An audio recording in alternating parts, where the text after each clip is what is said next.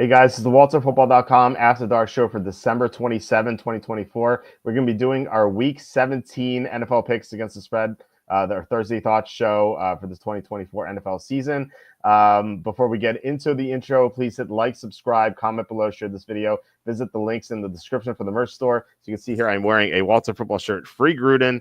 And yes, this is the same shirt I wore on Tuesday and Wednesday. That shirt's so nice, I had to wear it thrice, or actually just don't get around to showering or anything with two kids running around who are under 3. So that, especially with the holidays, usually I go like 2 days, 3 days is pretty unusual. I've done it before, but the shirt's great. So like, why not wear it 3 days in a row? I promise I will not be wearing it on Saturday, but you can get that shirt and others on the WalterFootball.com merch store, which is, like I said, link in the description. We have a 25% off sale on all these shirts, including the one I'm wearing. So make sure you guys check this out if you want to help support the show. You can go to Amazon as well, buy my books. Jerks of the College Years is the most recent one. I just made fun of people I knew at Penn State. I went there for 6 years. So as you can imagine, I ran into a lot of strange people up at Happy Valley, and I wrote all about them in this book. So you can check this book out. Also, how the 2020 MVP was stolen. This was an expose about how Brett Favre tried to sabotage Aaron Rodgers 4 years ago. So I wrote this, so you can read all about that as well.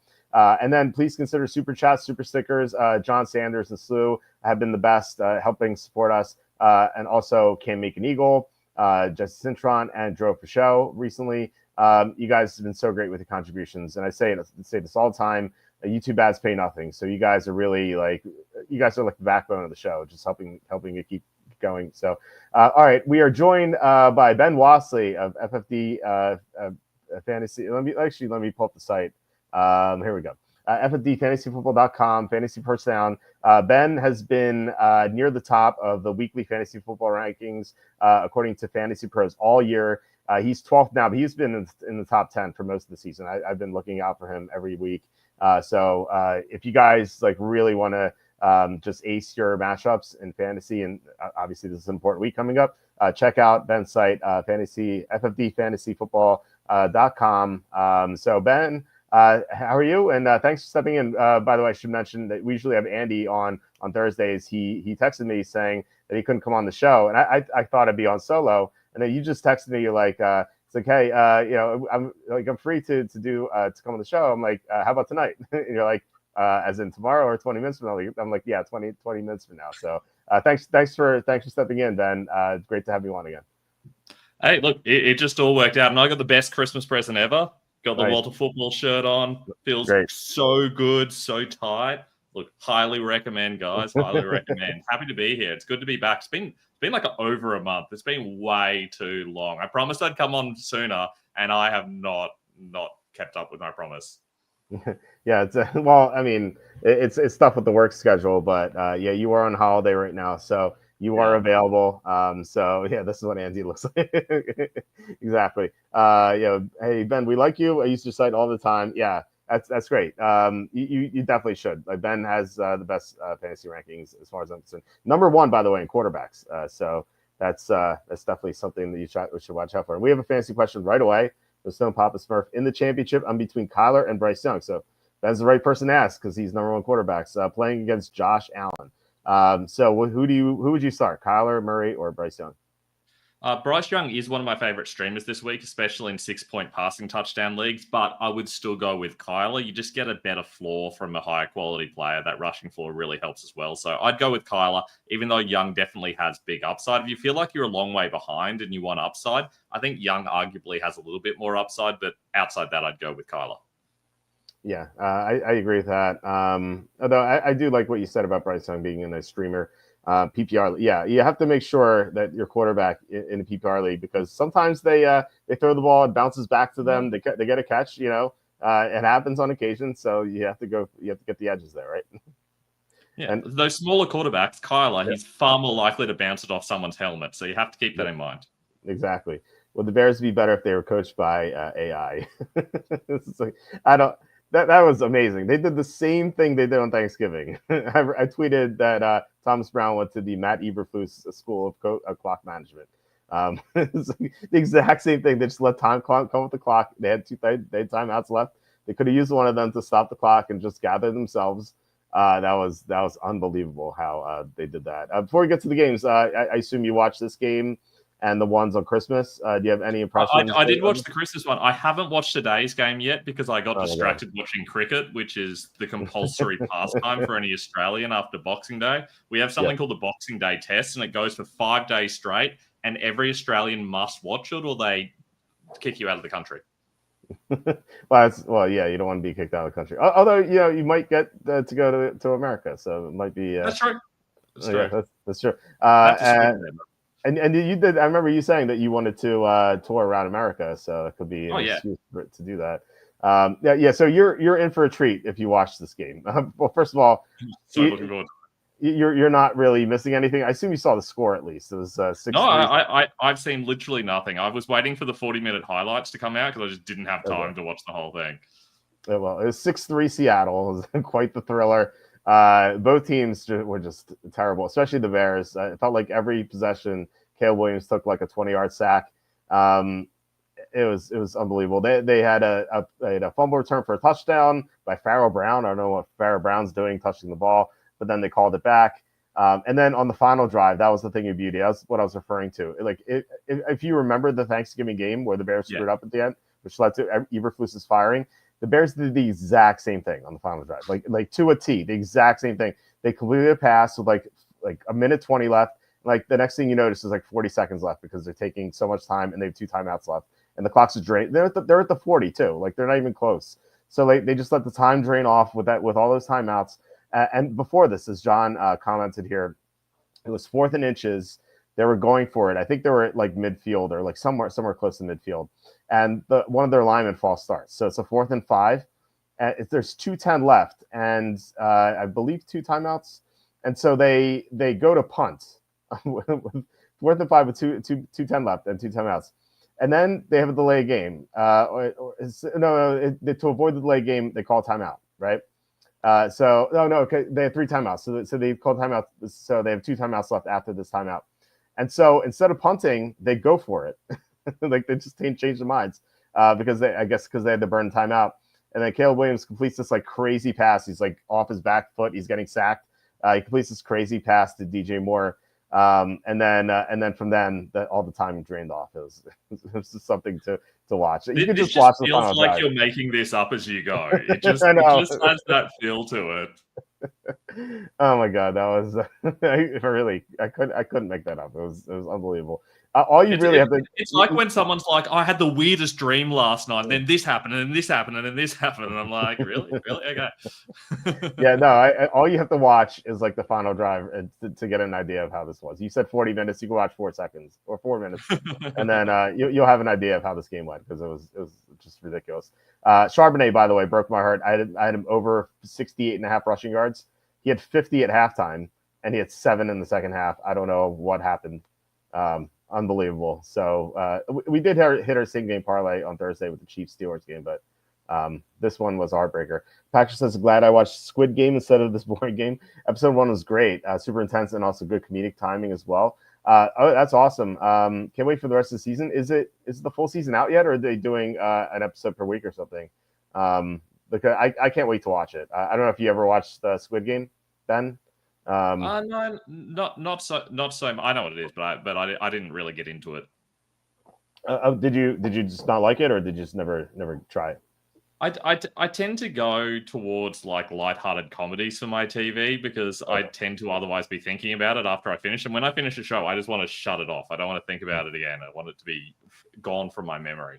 Okay, yeah, this is not lighthearted comedy. This is a lot of bloodshed in the show. Yeah. So yeah, Geno Smith's MVP case. Yeah, I think the Packer win locks the commies into the 7th seed.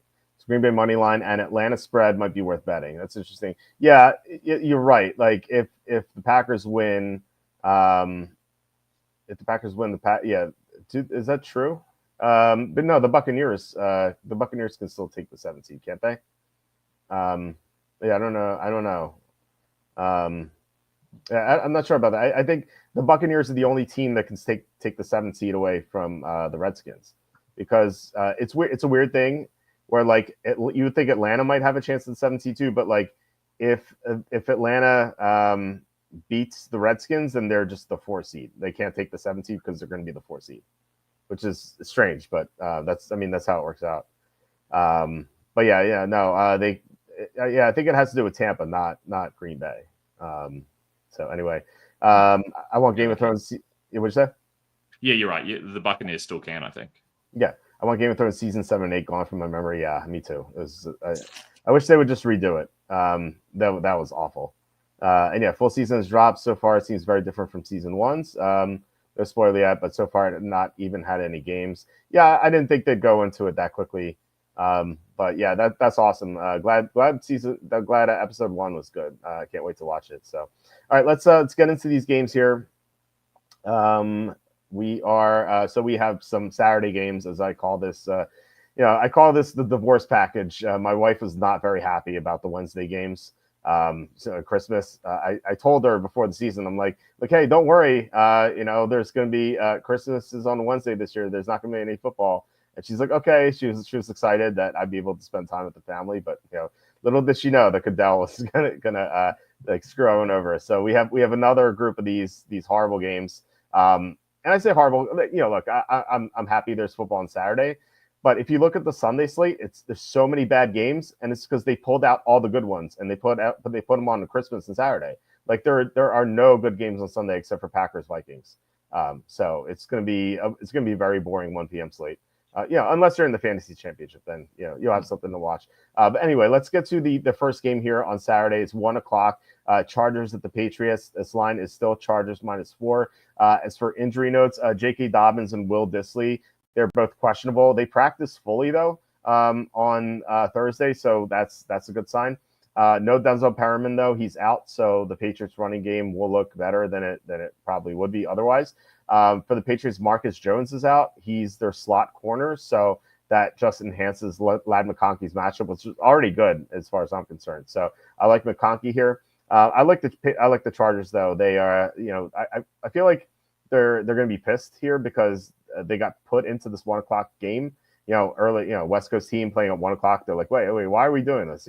But the Chargers have, or at least Jim Harbaugh has been great in the spot. He's 9-1 against the spread in these 1:00 East Coast games. The only loss was in week 3 this year when Justin Herbert left the game with an injury when it was 10-10 against the Steelers. So could be 10-0 really. So I love how Harbaugh prepares for these games. The Chargers are a much better team than the Patriots, obviously. And the line's only 4. It feels like this should be 6.5. So I like the Chargers here. So what do you think about this game? Picks wise, fantasy wise, floor yours here. Yeah, I agree. I like the Chargers. I also really like Drake May as like a low end streamer, kind of in that same Bryce Young area. If you've got a league where you need like a floor guy, someone who's going to be really, really safe, Drake May is a good option. He's scored between 12 and 22 fantasy points every single week so far this season. You can expect a fair bit of garbage time here, a little bit of rushing. He has been passing pretty consistently. And if you're going to move the ball on the Chargers, you want to do it through the air. On the other hand, it's a bit iffy with Gus Edwards being out, but if J.K. Dobbins is healthy, he's not the craziest stream, but it's really risky because you have no idea how many touches he's going to get. You would expect, though, the Chargers are going to lean on the run a little bit against the Patriots because that's the most effective way to beat the Patriots. So this could go either way, but I feel like it's probably going to be Drake May's pretty solid. J.K. Dobbins could surprise, and obviously Ladd McConkey, as you said, he's going to get a heap of touches. Yeah, I'm playing Drake May in the DraftKings Saturday slate. I was considering Bo Nix, but May's cheaper, and I like playing the quarterback on the underdog team because they're probably gonna have to throw more in the second half than the favorite. John 411 super chat. Thank you so much, John Sanders. Really appreciate it. He's asking flex Brian Robinson Jr. Cup or London PPR. What do you think? Definitely not Cooper Kupp. He's been awful the last couple of weeks, and this is not the greatest of matchups. I'd probably lean London because it's PPR. You're just going to get a lot more of a floor there with those receptions. I mean, Robinson, there's a good chance he gets a touchdown, but and it is expected to be pretty rainy in that game, I believe. So it's not a crazy call, but I would personally go with London. It's close though. Yeah, Marshawn Lattimore has not practiced yet this week too, so that's an upgrade for London too. So yeah, I agree. I would go London. I think I'd order it London, Robinson, then Kupp. You're right. Like Kupp had that one good game a couple weeks ago, But otherwise, he really hasn't done anything. He had a donut against the 49ers. I know there's rain, but like Nakua did stuff, he had nothing. And then last week, I thought he bounced back, and what did he catch, like 3 passes or something? Yeah, 3 for 24 in a good matchup. Yeah, Michael Carter was out, so I thought that he would do well, and he was just another disappointment. So it's fair to wonder if he's ever going to be a consistent producer ever again. I mean, he's just in an ideal spot, and he's just not producing. So, Dobbins practiced. Yes, he practiced. He was limited full this week. So it looks like he has a chance to be back. We'll see. Obviously, he has to be activated, from IR, but it seems with the full practice that he has a chance to come back. Do you think there's a good chance Dobbins plays this week? I think Edwards being out will be enough to push him back. I don't really know what they'll do otherwise. It's really hard to see them trusting Vidal and Haskins. They just have shown no evidence that they're willing to do that. So I think they would like to have Dobbins back if they have the chance. The only reason they wouldn't is because it's the Patriots and they're so weak that they probably feel they can win without him. I do think he probably plays, though. I wanted to ask you about the Patriots running backs too, because Gerard Mayo, I don't know if you saw the quote from this week. He said he's going to give Antonio Gibson more touches. Now, the last time he said that, he gave Gibson 1 touch, and then Stevenson handled the workload. I know you're probably not going to start Gibson in your fantasy league championship. I'm asking for like DraftKings purposes. Like Gibson is pretty cheap. I'm considering him as like a cheap play where you can get to more expensive guys. Would you consider Gibson here against the Chargers without Perriman? Absolutely, yes. Like that was something I was on to after the last game. You could see that partway through the game last week, they didn't quite bench Stevenson, but they certainly transitioned across to Gibson a lot more. And they've done this at times in the past as a punishment. I think in this game, Stevenson missed some sort of assignment, and he also did he fumble? I'm trying to remember. There were a couple of things that he did that had Mayo pretty pissed off.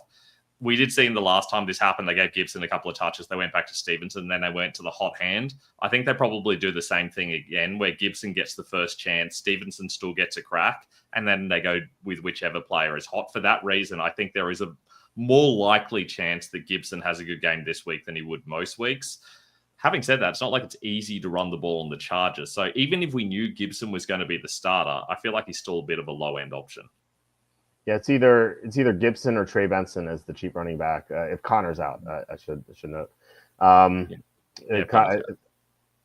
think Benson is like $300 cheaper if I remember. I think Gibson's $5,200 and Connor and Benson is $4,900. So we'll see. The middle game in this Saturday slate is we have Broncos at Bengals. This line is still 3, but it's inching up to -3.5. There are some 3.5s out there. There are a lot of -3, -120. So you have to pay a premium if you like the Bengals. I really don't like either side. I think these teams are even. I don't really see an edge here. However, the one thing I'll say is something that I saw, like something that caught my attention on the injury report. The Bengals have 3 players with illnesses pop up late in the week. Anytime I see 3 or more illnesses on an injury report, I'm thinking flu in the locker room, and that could really hinder the Bengals. So obviously it's like hard to say how like impactful it'll be, but sometimes you see these teams just get stricken by the flu and they just have a terrible game. Arizona last week, for example, I was planning on betting Arizona heavily, and then I saw that a lot of the players had the flu, and then I just kind of scaled out of the bet. I still bet them a little bit, but not nearly as much as I was planning on doing so. So that's a concern. T. Higgins limited all week. He's questionable. I suspect he'll play. But still, I worry about the Bengals and their sickness. And like I said, I really don't see an edge here with these teams being even. So I would lean Broncos +3, but not planning on betting this game. So what do you think about this game? I agree. I think this is a pretty fair line. I personally, from this game, the player I like the most is Bo Nix. He's my favorite streamer this week. He's my QB7, I think, potentially. I feel like outside the locked-in starters and Baker Mayfield, he's probably the guy I like most this week. The Bengals have conceded, I believe, the 3rd most points against quarterbacks so far this season. This should be a high-scoring game. Nix is going to have to be aggressive through the air because we've seen consistently the Broncos struggle to run the ball, and I think they will struggle this week. So Nix available in half of the leagues. If you don't have one of the stud quarterbacks, he's someone I would go out and get and start this week. Yeah, like I said before, I was considering Nix. as my DK quarterback. But May was like considerably cheaper. Are they relatively close in your rankings? You said Knicks was what, 7th? Yeah, no, I've got Knicks significantly higher. Having said that, Okay. there's a lot of players that are kind of bunched together. So even though Knicks is like 7 and May's like 17 or something along those lines, there's really not that much gap between them. I would guess that on average, Knicks is going to have 3 or 4 more points, that sort of area. So it is close, but Knicks is my favorite for sure. Okay, fair enough. And I think you'd pair him with Sutton. Anyone else besides Sutton? No, I think it's too messy at the moment. The Broncos very much using a rotation, and I just don't trust. I think the only guy that could jump out, I think Marvin Mims is probably the main one that's had his snaps rising, and he's probably got the most upside from a DFS perspective. He's interesting if he's very cheap, and I haven't checked how cheap he is. Yeah, they have they've definitely increased his snap count, and it's come at the cost of little Jordan Humphrey's snap count, which pour one out for Quacky, our Saturday co-host. He loves little Jordan Humphrey. I think he has like his jersey. I'm just kidding. He doesn't have his jersey. I might send him one for the holidays. This is a joke, just because he loves him so much. But yeah, he hasn't really played, so I would not play him. He's like the flat minimum, but I won't play him. All right, yeah. Play Marvin Mims. You love him. Marvin Mims. Yeah, I mean, look, I have all of his Rainmaker cards. Now they're all gone into the ether. Actually, it's not true. Actually, I downloaded them into a wallet.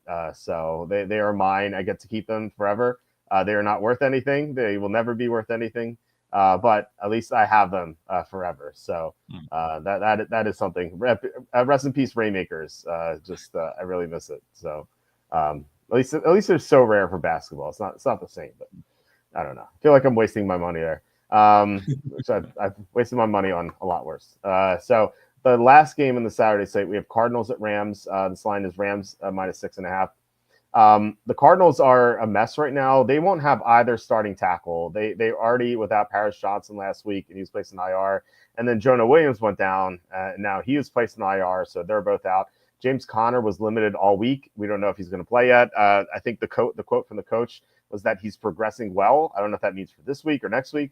But I mean, given that they're eliminated, I don't see why they would trot him out there. So I really don't see him playing.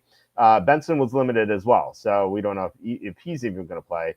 The only downside for the Rams here is that Havenstein, the right tackle, was DNP in the final day of the week, so to make sure he's going to play. Otherwise, the Rams look good to me.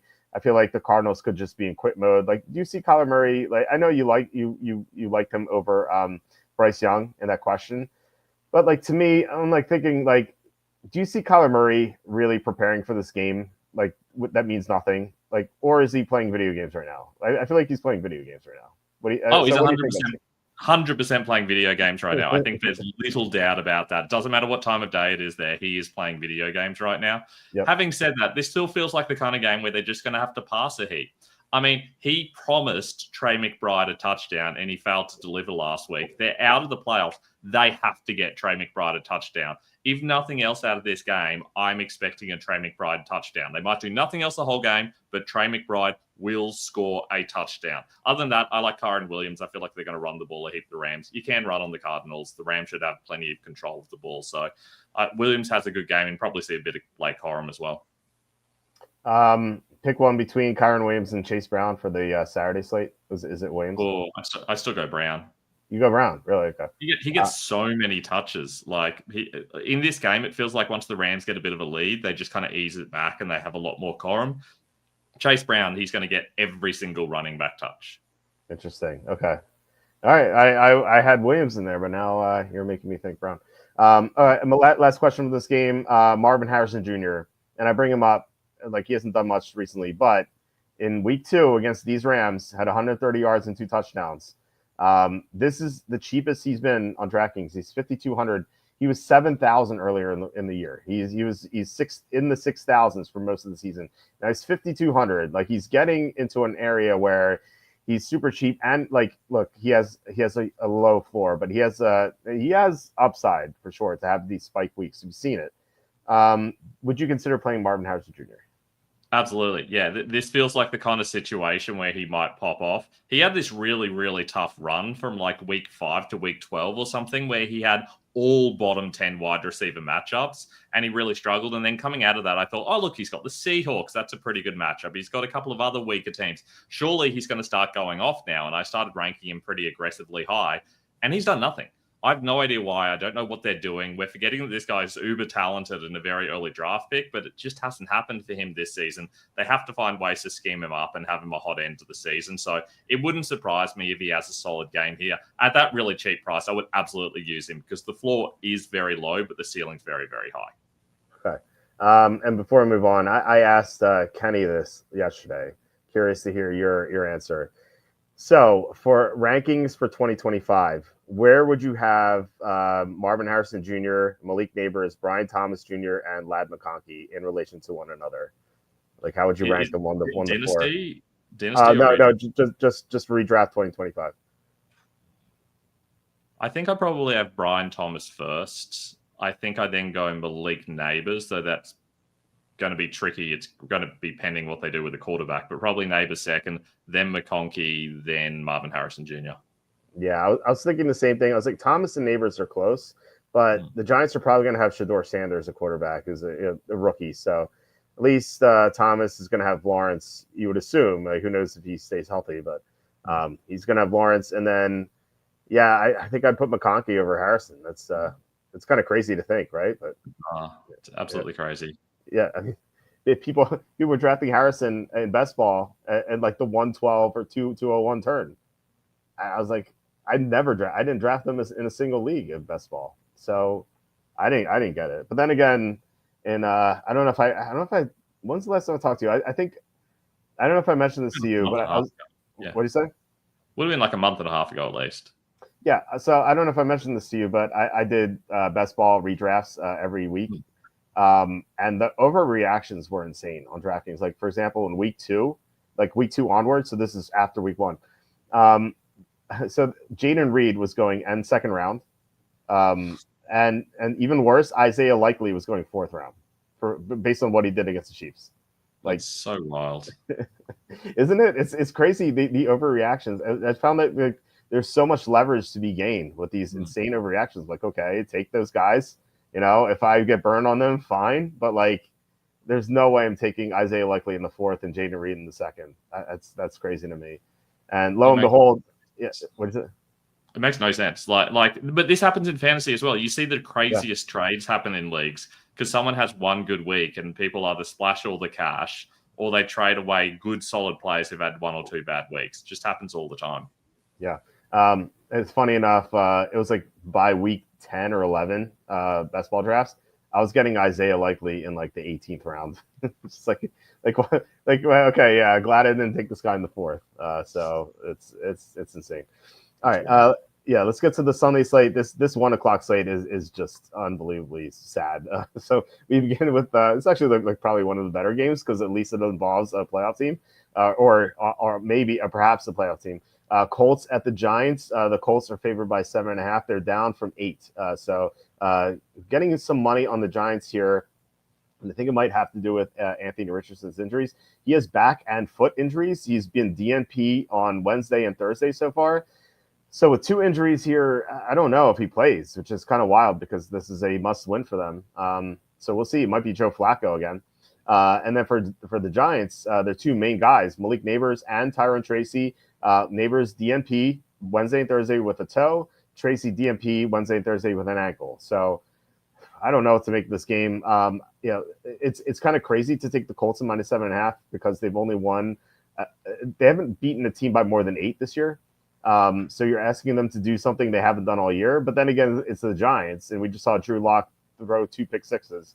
So I don't want to bet the Giants either. So this is a complete pass for me. Yeah, I don't know what to do with this game. What do you think about this one?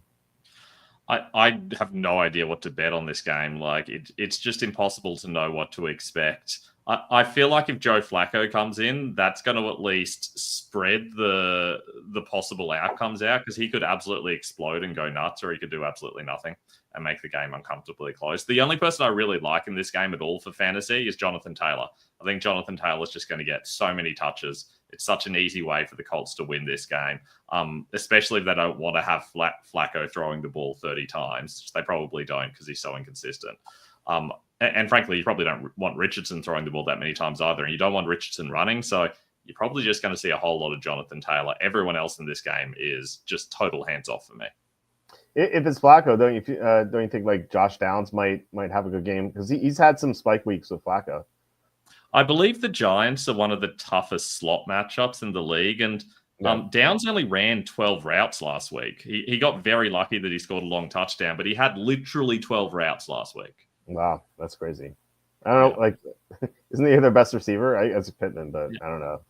I mean, they only ran like 18 routes total anyway, but he only plays in 11 personnel. So in this sort of game where they're going to be running the ball a heap, he's not going to be out there much. Yeah, I think Richardson completed 7 passes last week. This is ridiculous. This passing attack. I know he's basically like a rookie. He hasn't. I don't think he's even started 16 games yet because he's been banged up so much or he's been benched. So he's like still effectively a rookie, but man, he just doesn't look like he's going to evolve into anything. I don't know. He has a lot of potential, so maybe I'm wrong, but I don't see it with him. Do you think there's a chance he becomes a good player, or like do you think the Colts will be shopping for a quarterback in a year from now, like 2026 offseason? I really don't believe in him. I was always hands off on him. He didn't play enough in college to really give me any confidence that he would turn into a good player. And we haven't really seen enough with him in the NFL to make us think that he's going to be a consistent quarterback. He feels like kind of like athletic player who can run, but he passes like, later life Cam Newton. Like it's not exciting. It's not reliable. It's just that the Colts can't trust him to pass, and it's hard to believe that they ever will be able to. Yeah, I don't see it with him, but like I said, you never know. Like Geno Smith looked terrible at the Jets, and we saw him evolve into a good quarterback. Baker Mayfield looked awful at times. He evolved. Sam Darnold. So like there's a chance, but I don't know. It just doesn't seem right. It doesn't seem like it's going to work out. John says first week is tricky because we didn't know if likely was going to be a big part of the offense. Yeah, no, that's true. That's true. But like it just like I don't know. There's such a small sample size, It's just so hard to project them as a 4th round pick. Like 4th round pick, you're getting your number 2 receiver and number 2 running back, and like, tight ends are so fluky too. Like, if you told me after that week 1 performance, if like I can get likely in the 9th round or 10th round, I'm like, okay, like yeah, maybe he's gonna take Mark Andrews' production, sure. But it maybe, but like a 4th round pick, that's where you take Travis Kelce and like George Kittle a little later even. Like I don't like taking that early. It's just I think that was a huge mistake. Assuming Richardson doesn't go, Tua or Bryce, even at QB, optimism for AR. He may be getting rest. Okay. So what do you think? If Richardson doesn't play for Roto, would you start Tua or Bryce Young? Yeah, it's tough. It's really hard to trust Tua at the moment. I've got them very close. I have them literally next to each other at the moment. I mean, even Tua is questionable. And it's hard to see them having to throw against Cleveland, but they do score a lot of touchdowns with little checkdowns to Achane and things like that. So that's not impossible. In a 6-point passing touchdown league, I definitely go for Young. In a 4-point, it's a little bit closer. I would probably lean Young if you need upside, and Tua if you want a floor. Okay, it makes sense. Just make sure if you're planning on starting Tua, make sure that that Teron Armstead is going to play because we saw him without Armstead and Kendall Lamb a couple weeks ago against Houston. He was horrible. And then the next week he gets both those tackles back and he looks like pretty decent. So because the interior of that offensive line is already bad, so they need those tackles to be effective. So and I mentioned Armstead because he's been DMP twice, but in fairness, like he's barely practiced this entire season. So like he was DMP twice to start last week as well, and he ended up playing. So so make sure he's available if you plan on starting Tua. All right, let's get to the next game here. It is here's another juicy one. Raiders at the Saints. The Raiders are road favorites, which I never would have imagined, like the Raiders with Aiden O'Connell being a road favorite, but that's how bad the Saints were. However, the Saints might be getting some reinforcements. Chris Olave practiced fully twice. I don't know if they're going to play him just because he had that nasty concussion, but at least he's practicing fully and he has a chance to play. Marcus Valdes-Scantling, limited in practice both days, so he has a chance to come back. On the flip side, Alvin Kamara, DNP twice. Eric McCoy, one of the best centers in the NFL, DNP twice. Lucas Patrick, solid starting guard, DNP twice. So the Saints still have some major issues. They're starting Spencer Rattler again. So they're not very appealing. However, taking the Raiders on the road as a favorite seems like insane. So I would take the Saints +1. They were -2.5 on the advanced spread. So this line moved 3.5 points because the Saints embarrassed themselves on national TV, but that was against one of the best teams in the NFL. So it's like, what were you expecting? Like, why would this line move? So Saints +1 looks okay. I don't know if I would not bet this highly. If you want to place a small bet on it, it's fine. But yeah, that's what I have for this game. What do you think about it? Totally agree. I would be in exactly the same direction. I think this is a game which should be pretty much evens. I don't feel good about either team. I feel good about very few fantasy players in this as well. It's really hard to tell what the Raiders are going to do. I mean, you can attack the Saints on the ground traditionally, but do you really, if you're Antonio Pierce, want to put the future of your job on the back of Alexander Mattison and Amir Abdullah? And even if you're going to trust one of them for fantasy, you don't know which one's going to get all the touches. Last week, Madison got like 60% of the touches, but they were playing the same role. They were just alternating. Abdullah was the better player, so he potentially gets more touches next week. This week, you just don't know what's going to happen at all. So it is hard to trust the Raiders. The one thing that I do think you'll see is plenty of touches for Brock Bowers and Jacoby Myers. They're the only guys in this game that I feel good about starting in fantasy. The only other one of interest for the Saints, I mean, Kendre Miller, at least, is the clear starting running back, assuming Kamara's out. So for that reason, I have him as like a high running back 3 potentially, but I don't want to start him. It's just kind of, he's going to get so many touches that you can't rank him below guys who are the running back 2s in their teams. Yeah, I feel like with the Raiders, it's if they're going to be ahead, it's going to be Madison. If they're behind, they're just going to throw dump offs to Abdullah. But it's so hard to think like to say who's going to be ahead in this game. So it's not like they're huge underdogs or 1-point road favorite, but really like kind of undeserved. Raiders Aints is going to be as exciting as tonight's Bears Seattle game. Yeah, I don't know. I mean, at least that was close. So this might be like 13-0 or 13-3. Like, who knows? That might be even worse. So I don't know. I think that's it's a high bar even for them. What are your plays for the weekend so far? Definitely the Chargers. That's the one game we've seen so far that I am on. Now a lot of these picks depend on injuries and who else is going to be who's going to win. For example, I like the Dolphins a lot this week. We'll get to it in a second, but if the Broncos and Chargers both win, the Dolphins will be eliminated, and so they won't have anything to play for. So if they both win, then I will not recommend the Dolphins. Packers are another big play. And so we'll have some other ones. I'll get to them as well. So, but let's get to another exciting game. Titans at the Jaguars. This line, Titans -1. Another road favorite by 1. I think this one's more deserved though. I think Tennessee is like, whereas like Raiders versus Saints, like they're both awful teams. I think the Titans, they're a bad team. I don't think they're awful. I like, despite what we saw last week with Taylor running all over them, I think they have some good pieces on defense. Like, they've Jeffrey Simmons, they have T'Vondre Sweat, they have L'Jarius Sneed. Like they have like some good players on defense where, and I think like given how embarrassed they were against Taylor, I think that there's a chance that they bounce back, at least defensively, not offensively, but at least like I think they'll have a better showing defensively. And it's not like they have much to stop on Jacksonville. It's Brian Thomas Jr. and that's it.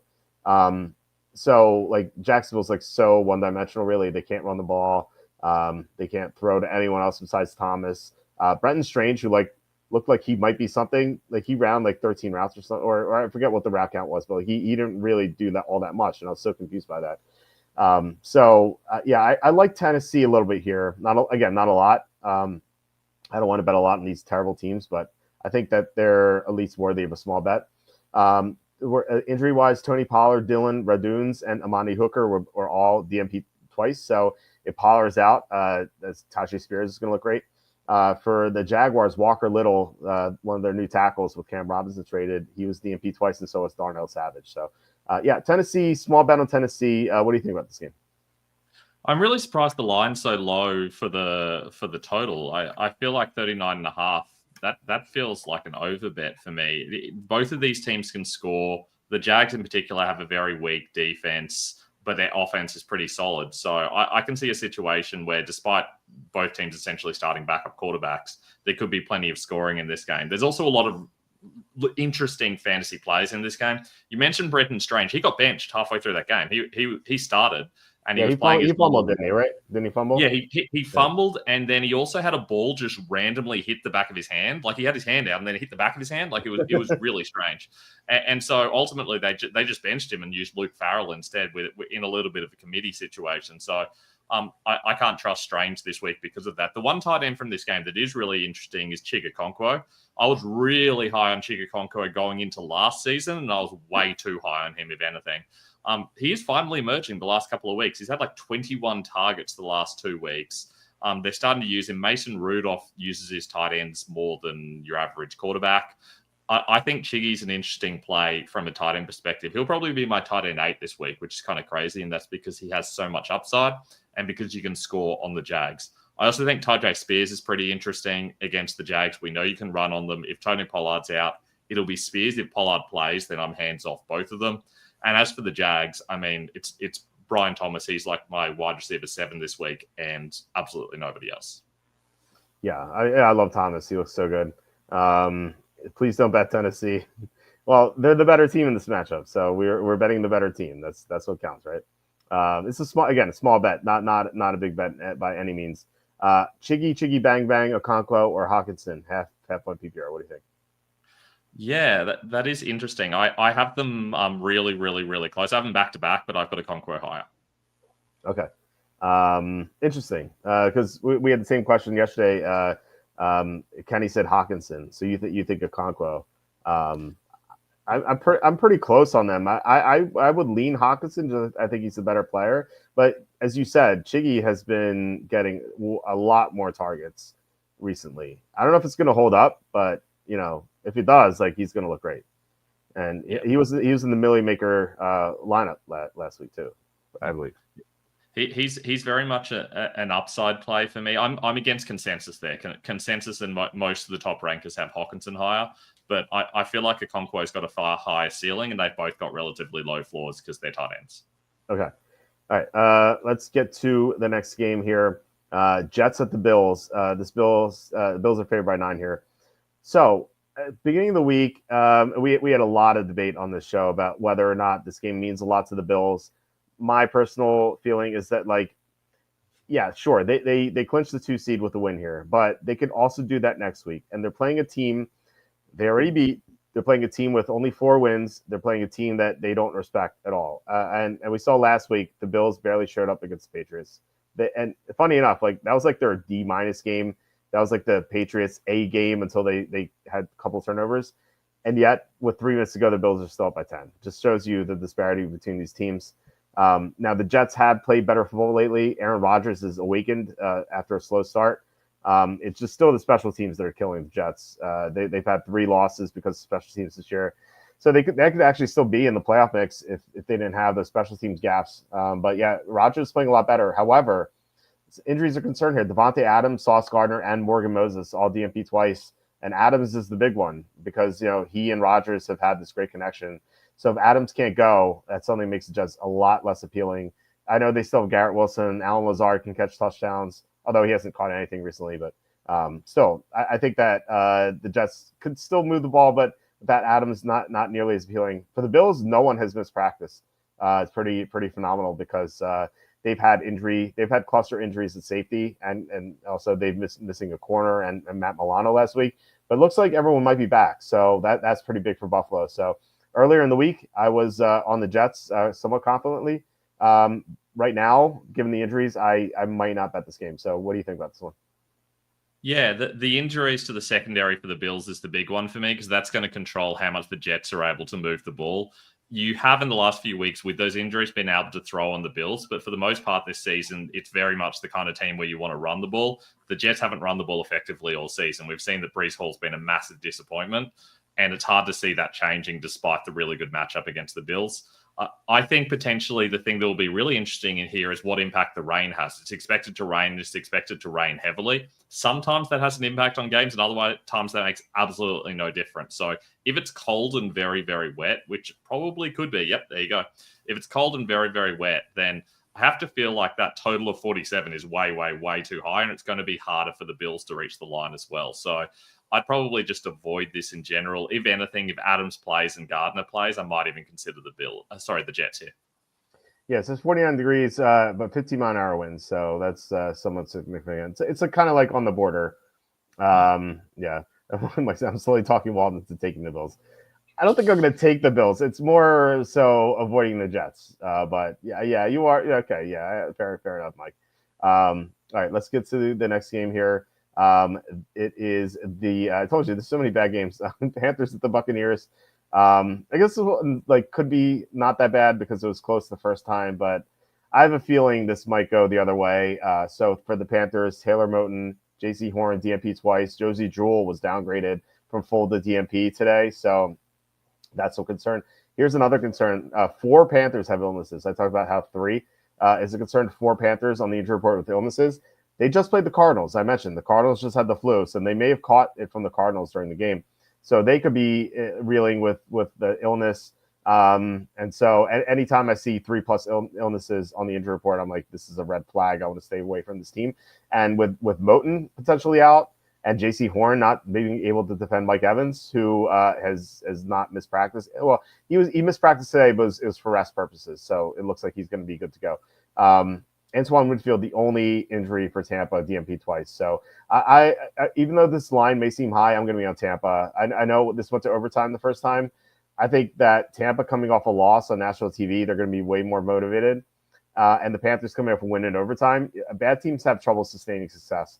So I feel like this is going to be similar to the Panthers-Cowboys game, where the Cowboys just took it to the Panthers. So they rushed the passer pretty effectively, Bryce Young.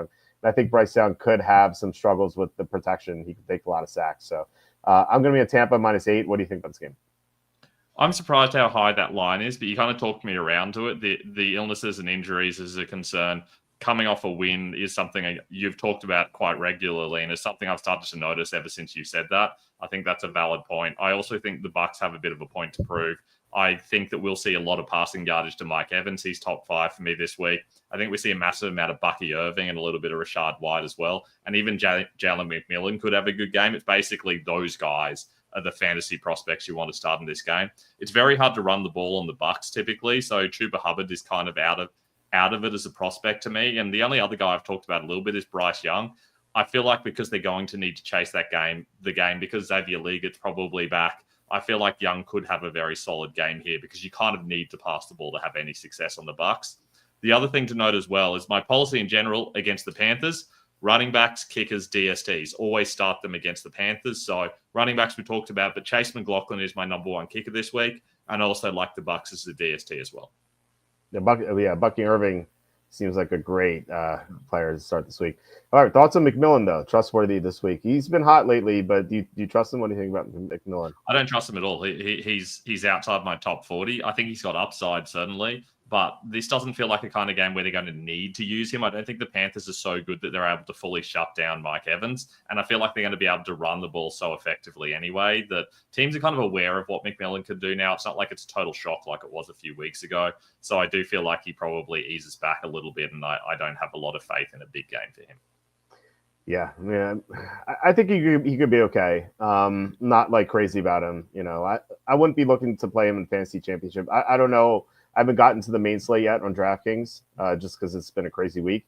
If he's cheap, yeah, sure. But if he's expensive or if he's like 5K or above, I don't think you're going to play him.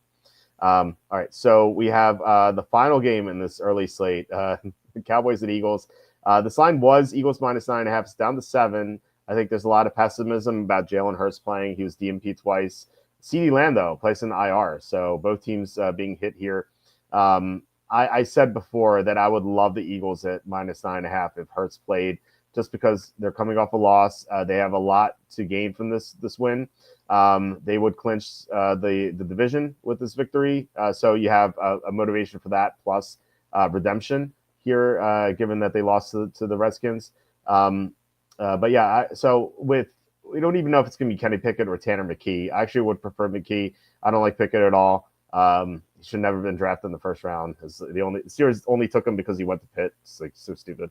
But McKee actually, like, he's looked good in the preseason. I know, and it's like the biggest gauge of talent, but like at least like there's something there. I feel like I think he deserves a chance.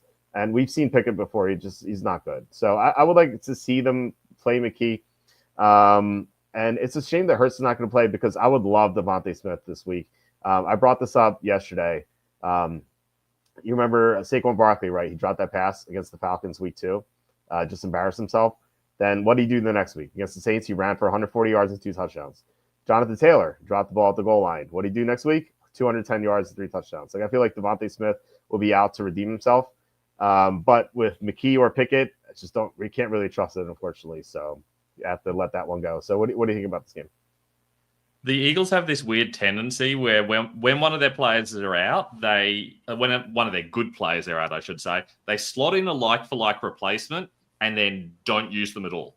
So when Brown or Smith is out, they bring in a wide receiver who plays exactly the same role, and then they never pass it to them. When Dallas Goedert's out, they bring in Calcaterra, and they never pass it to him. It's the weirdest thing. So because Goedert's out, there are only 3 options here. And if Jalen Hurts is out and you don't get his rushing yardage, all of a sudden you've got 3 guys that are going to get a heap of the ball. You know you can run on the Cowboys, so you're going to see a massive amount of Saquon Barkley. You're definitely going to see some A.J. Brown, regardless of who's quarterback. And I agree. I think Devonta Smith, he's been scoring a lot of touchdowns recently, but I do feel like that this could be a big game for him as well. I feel like all 3 of those guys could have very big games. It just feels like the whole offense is going to be filtered through those 3, and they're going to score a heap of points. As for the Cowboys, I think Rico Dowdle's getting ranked way too high by people. It's really hard to move the ball in the Eagles. They're going to be behind. Dowdle doesn't get used enough in the passing game when they're chasing. So Dowdle's someone I'm easing away from. And with no CD Lamb, all of a sudden, who are going to be the pass catchers for the Cowboys? I have no idea. It's probably going to be Brandon Cooks. But outside of DFS, where they're really cheap, I can't imagine a situation where you're even thinking about any other Cowboy. Kevontae Turpin, maybe to try to make him something. Like, it feels like he can go the distance anytime he touches the ball. He's so fast. Maybe they try to give him more touches, and maybe that turns into a touchdown. I wouldn't play him in year-long fantasy, especially in the championship. But in DFS, I think you can take a shot on him. But yeah, I agree. It's kind of bleak here for Dallas. I think I still like the Eagles to cover the -7 if it's Pickett or McKee. I just think the Eagles are going to be mad. And, they're going to take it out on Dallas. We saw this matchup the first time they played. It was ugly. Sandra asking, can I risk using Njoku this week? Well, quickly, Njoku has missed practice both times, so make sure he plays. PPR alternatives, Chiggy, Strange, Fant, Ferguson, Disley, Gesicki, Hooper. Half PPR alternatives, Henry, Ertz, Kincaid, Otten, Strange, Disley, Pitts. So what do you think about this Njoku situation? We're going to get to that game in a second, by the way. If Njoku was 100% healthy, I would be starting him over everybody there. Because he's not, I probably prefer Chiggy over him in PPR, even if Njoku plays, simply because you just don't know what you're going to get out of Njoku. So I'd go Chiggy there just in case. In a half PPR of those available options, Henry's my favorite of the available options, but I do prefer Njoku over him, even if he's limited. So I'd stick with Njoku in the half PPR unless you absolutely can't play him. Whereas in the PPR, I do like Chiggy more than Njoku because of the injury. Oh, yeah. Fant already played. Yeah. He had a decent game. I think he had like 40 yards or something. He went over his receiving yards total, so that was nice. He wrote us a Chiggy all day. Cowboys expended all their energy in last week's win, and now they're shutting down Lamb for the season. If they're not taking themselves seriously, why should we? Yeah, I agree. I think, like, with that Lamb, like, that's their entire offense, really, especially with their backup quarterback. Because, like, these backups tend to target the receiver 1 way more often because, like, they don't go through the progressions as often as the starters. So with the Lamb out, that's going to hurt them a lot. All right, let's get to the late games here. There are 4 late games, 2 4:00 games. The first one is Dolphins at the Browns. This line is Dolphins -6.5. As I alluded to earlier, this game will mean nothing to the Dolphins if the Broncos and Chargers both win. If one of them loses, then the Dolphins are definitely live to make the playoffs. Terran Armstead mentioned this earlier as well. DMP twice, but he has not practiced at all this year. So just make sure you check up on that Sunday morning. David Njoku DMP twice, just mentioned that as well. So that's all I have here. Again, if the Dolphins if the Dolphins are still alive for a playoff spot heading into this game, I love them against the Browns. Browns are tanking. Like they did. I said that they plagiarized the Giants. The Giants made it known that they were tanking when they benched Daniel Jones in favor of Tommy DeVito. Like clear tanking, right? Like the players even complain about it. Now the Browns are like, hey, wait a second, this is a good idea. Let's bench Jameis Winston in favor of Dorian Thompson-Robinson, which is like it's a good idea if you want to lose games because Thompson-Robinson, one of the worst quarterbacks we've seen. I don't know if you saw the stat or heard me say it, but since the beginning of 2023, there have been 68 quarterbacks who've thrown at least 60 passes. Where do you think Dorian Thompson-Robinson ranks in EPA among the 68 quarterbacks? Oh, he has to be bottom 3. Like, he has been awful. I can't imagine he's last, but he has to be bottom 3. You're right. He's not last. He's second to last. He's 67th. The only you want to guess the quarterback worse than him? He is. Here's a hint. Here's a hint. He's on the same team. Yeah, or he was. At least he was on the same team. Yeah, I was going to say there was a fourth quarterback. Oh, was it Jeff Driscoll? I don't think he's been throwing 60 passes. He didn't play enough. Okay, gotcha. Yeah. Oh, I have no idea. Tell me. It is XFL legend PJ Walker. That's amazing. Yeah, he's the only quarterback worse. So, yeah, this is pretty rough sledding here for the Browns. So, yeah, again, I love the Dolphins if they have something to play for. What do you think about this game?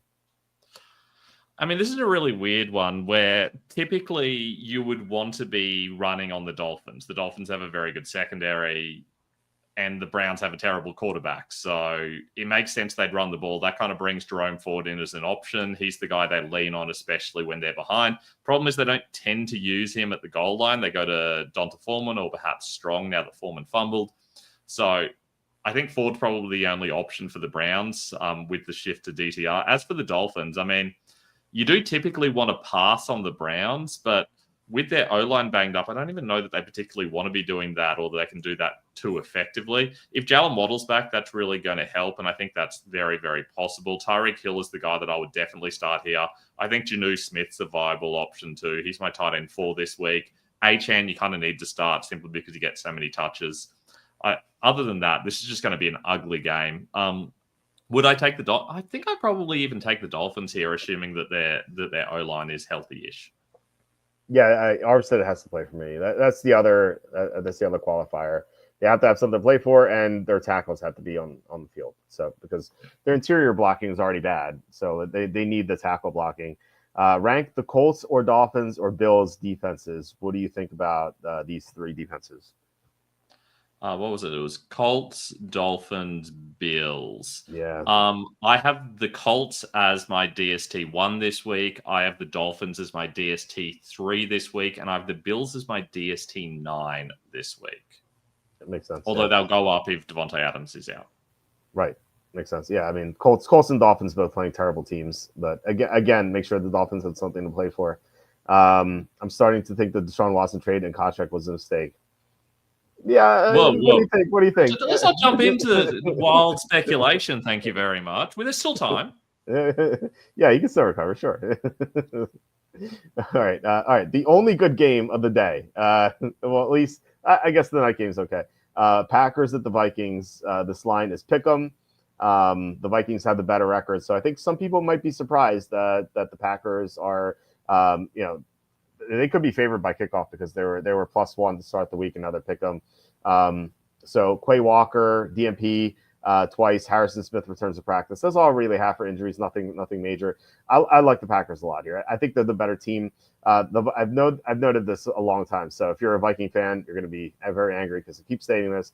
The Vikings, since they lost Christian Darrisaw, have not beaten a single team above Group C in the NFL. I've grouped all the teams into Group A, B, C, D, and F. So A being the elite teams, F being the utterly dreadful teams, C being average. Right? They've only played one game against, they've only played one game against a team Group C or higher ever since Christian Darrisaw got injured. That was against the Seahawks last week. They beat them by 3, but they got outgained in yards and yards per play. So I'm not convinced that this Viking team is as elite as the record indicates. I think they are in the Group B. However, I think the Packers are in Group A. I think they're the better team, and they have revenge here. The Vikings beat them earlier in the year when Jordan Love was coming off the injury. He did not look right in that game. So I think the Packers take it to the Vikings here. I think they win by a touchdown or so. So what do you think about this game? Have you heard about Jair Alexander? Is he still out? Because it seems like he's probably not playing. I saw he was full in practice on Wednesday. I'm going to look right now. Jair Alexander was full on Wednesday, limited on Thursday, so slight downgrade. So we'll see if he plays. Yeah, because I saw a report a couple of hours ago that said he's unlikely to play.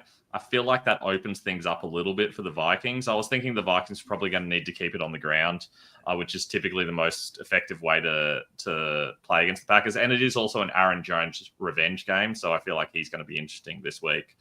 But I don't know. It's so tough. Like I went into the week thinking that I was probably going to back the Vikings, and as the week goes on, the more I think that the Packers probably can now open up their offense. You can definitely pass the ball on the Vikings. They've conceded the most points to wide receivers this season. I love Jaden Reed this week. He absolutely popped off last time they played against the Vikings. Seems like Christian Watson's probably healthy. I think he and Romeo Dobbs are interesting, like upside plays. Oh gosh, it's hard to trust either team though. Sam Darnold, I think, is still a solid start, but Jordan Love's like an interesting streaming option as well. I'm really torn. I went into this leaning the Vikings, but I'm kind of starting to think that I would just avoid betting this game. Okay. Ben, speaking of Viking fans, Ben Walt has Falcons Group C. So Walt just lying right now. I said no teams above Group C. I don't know like what this means. No, I had the Falcons in Group D with Kirk Cousins. I have them in Group C without Kirk Cousins because Cousins is playing injured. 1 touchdown, 9 interceptions in 5 games. It was just awful. At least like Penix gives him like an option who doesn't turn the ball over, which is like a clear upgrade over what they had. So yeah, but I'm not sure what this is referring to. I said they haven't beaten the team above Group C. So yeah, Giants have implied a total of 16.25, around 16.5. Jets have 18.5. So I'm going Colts, Dolphins, Bills in that order. And then Eagles best option with Cowboys at 15.75. Where are you on the Eagles defense this week? Not overly high on them. I probably will shift them out with Lamb being out. I think the last time I did my DST rankings, Lamb was expected to play. I've got the Eagles as DST 5. I can imagine the Chiefs are already locked in as 4. I can imagine shifting the Eagles up past the Dolphins. I really need to get my DSTs right. I got 1, 2, 3, and 5 exactly right last week. And I want to see if I can keep that run going. I'm right behind Mike McGregor on the Fantasy Pros DST rankings. We're 1 and 2. So I am committed to getting it right this week. So I might move the Eagles back up over the Dolphins. Okay, nice. Yeah, I'll be rooting for you. I hope you take first in that as well. All right. So we go to the Sunday night game. Speaking of the Falcons, they're 4-point underdogs at the Redskins. So Marshawn Lattimore, the only injury here, I see Marshawn Lattimore DNP twice. So they may not have him here against Drake London. We discussed that a little bit earlier. I don't really know what to make this game because, like, well, first of all, Tampa wins or Tampa loses, as I said before. Washington will just clinch a playoff spot, so they won't have anything to play for. But I don't know. I just don't know what we get out of Penix. He's playing a tougher defensive coordinator, but I do think he's an upgrade over Cousins. I love the Bijan Robinson matchup against Washington's poor run defense. I'm curious where you have Robinson. And then, just Washington, they've kind of, ever since that Hail Mary game where, when Jen Daniels got hurt, they just haven't won by margin a lot. So this would be a little different here, but they could do it. This is just not an appealing game for me. So what do you think about this game? Yeah, this is an interesting game for me. I'm still bummed about Kirk Cousins. I love Kirk Cousins. It sucks that he's just not Kirk Cousins anymore. I got a friend recently into the NFL. She'd never watched it before. She got really into it. She decided that her favorite player was Kirk Cousins and she was just going to support him. So this has not lasted very long at all for her. I hope that Kirk can bounce back. As for the Falcons, I mean, I don't know what to expect from Penix. It's really, really hard to know. We haven't seen much out of Drake London. Darnell Moody's really fallen off recently. And we know that the Redskins can shut down wide receivers effectively enough this season that I don't feel great about either in fantasy. I would probably start London, and I would avoid Mooney if possible. Bijan Robinson is my running back 6 this week. I feel really good about him. As for the Redskins, Daniels is a must start. You've absolutely got to start McLaurin in this matchup. Out wide receivers against the Falcons are just a plus matchup every single week. And Brian Robinson's kind of like a running back 13 region because I feel like he has touchdown upside. As for the line, I mean, it's really going to depend on what happens in that Tampa game. You have to feel like Tampa's going to win. And in that case, I would have to back Washington to beat that line. Okay. Thanks to Ben Walt on Tuesday when he was talking about the Vikings. He threw Cousins under the bus and why they lost 42-21 when the returner fumbled and became 35-21 before Cousins touched the ball. Walter Football doesn't watch games. It's like all I do. Now, the Cousins threw 2 interceptions in that game. He started off hot. I remember he took a lead 7-0, I think. But he threw 2 picks in that game, so let's not defend him too much there. Redskins beat the Eagles but lose to the Cowboys. Make it make sense. Yeah, I mean, look, that's how the NFL goes. Like, it really doesn't make sense. I think the Redskins lost to the Cowboys because they didn't show up. I said this before. This is my theory. The Cowboys played on that preceding Monday night game against the Texans where they embarrassed themselves. I feel like the Redskins had a watch party and were laughing the whole time against the Cowboys. I'm like, we're going to beat this team so easily. And they just showed up thinking they were going to win, and they didn't win. And there were two special teams touchdowns in that game too. So let's not forget that. And then so it's a weird thing. Plus, the Redskins beat the Eagles because Jalen Hurts got injured. If Hurts doesn't go down, I think the Eagles win that game. So let's see. I went back and said Group C or higher. I think well, get your facts straight. That's what didn't I say that all they've done is beat Group C or higher? Like, isn't that what I said? Or am I like losing my mind here? Am I on drugs? Like, he seems to have receipts. I don't know. But that's what I said. I said that they've beaten nothing but Group C or higher, and then you said and the Falcons are Group D. Gotcha. Yep. They were Group D with Cousins, and now they're Group C. Oh, now they're Group C. Okay, with you. Yeah, I don't understand. I don't understand what's happening here. Okay, so all right. Well, I should say we have a special guest joining us. Is Andy Isco? Andy, how are you? We're live now, by the way. Andy, how are you? Yes, are you there? I'm fine. Merry Christmas, Happy Hanukkah, Happy Holidays to you. Yes. Yeah. Can you hear me now? Yeah. Thank you for joining. I saw the thing about the Redskins, about the Commanders, and it was flashing as I got into the studio. Eagles lost that game because the defense couldn't hold Washington to field goals throughout the contest. Yeah, and Devontae Smith dropped the ball. Even without Hurts for the whole game, they still were able to put up over 30 points. Yeah, it was. You put up 30 points, and you're the Eagles. You probably win that game by 10, at least 10. Yeah. Look, the Eagles skipped a lot of field goals. They had that drop Devontae Smith catch at the very end, which would have ended the game. Right, and Jalen Hurts gets injured, so a lot of things happen in that game. Andy, we're going to run through the 49ers-Lions game at the end, and then I would love to hear your opinions on some of these games. So this is the last game on the slate, the Monday night game. Lions at the 49ers. This line is still Lions -3.5. I assume that we might get some movement here if the Vikings lose. Well, if the Vikings win, this game doesn't mean much because it all comes down to Week 18. But if the Vikings lose, then the Lions can clinch the number 1 seed here. So, there are no injury updates yet because these teams have only practiced one time. Evan, I should say, on Tuesday, our co-host on Tuesday, loved the Lions. He actually said this was a free square, and one of his friends, a fellow better of his, said that this line should be Lions -13, just based on how bad the Niners have been. The Niners are really banged up. Like they've lost offensive linemen. They've lost so many that they're calling guys off the street. So they're going to have some major issues blocking the Lions. And this is revenge. This is a big revenge game. Now, what really throws me off here is that, like, if this game doesn't mean anything, like, will the Lions bench some of their players in the second half just to rest? That concerns me a little bit. So, Ben, I'm curious to hear your thoughts on this game because this is a pivotal one. Like, if you had Jahmyr Gibbs, you're obviously going to start him, but, like, are you worried that he might come out in the second half if this game doesn't mean anything, or like same thing with Amon-Ra St. Brown, Jameson Williams, etc.? So Ben, where do you fall in this game? Because right now I do like the Lions, but I am worried about their effort if this game doesn't mean anything. Yeah, I definitely like the Lions. I feel like this is a game where they should be winning by way more than that. I'm surprised they've got the line so high. I'm surprised that the line is so close, but the total's so high, because that implies that the 49ers are going to score like, 23 points or something like that. That seems highly improbable to me. I just don't see that happening. The Lions have such a good run defense. They've struggled to move the ball through the air recently. Their O-line's banged up. I can't see a situation where this works for them. I do think this is the kind of game where Debo and Juwan Jennings are probably going to be very solid. I don't trust Isaac Ferendo, even though I do feel like he's going to be the lone running back here.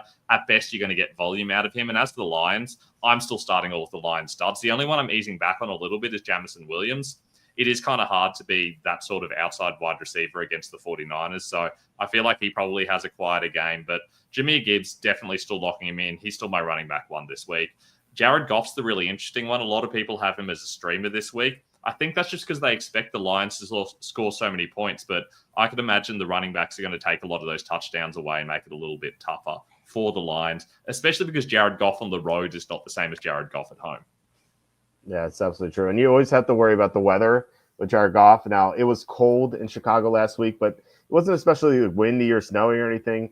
The weather forecast I'm seeing is patchy frost, 53 degrees. Light wind, so it doesn't look too bad here for Jared Goff. Now, if it was windy or snowy, not in San Francisco, not be snowy, but still, like hypothetically, or like 20 mile an hour winds, I would be really worried about him. But it's not like ideal conditions, but it's not too bad. So I think I would be fine playing him. But I don't love him this week. I think this is, as you said, a Gibbs game. We had the Dolphins who couldn't run the ball at all against anyone this year. Now, Achane did great as a receiver. As a runner, he did nothing. And then yet last week he ran for 120 yards. I just think this Niner team is falling apart. And Fred Warner is not healthy. He's playing on the fractured ankle.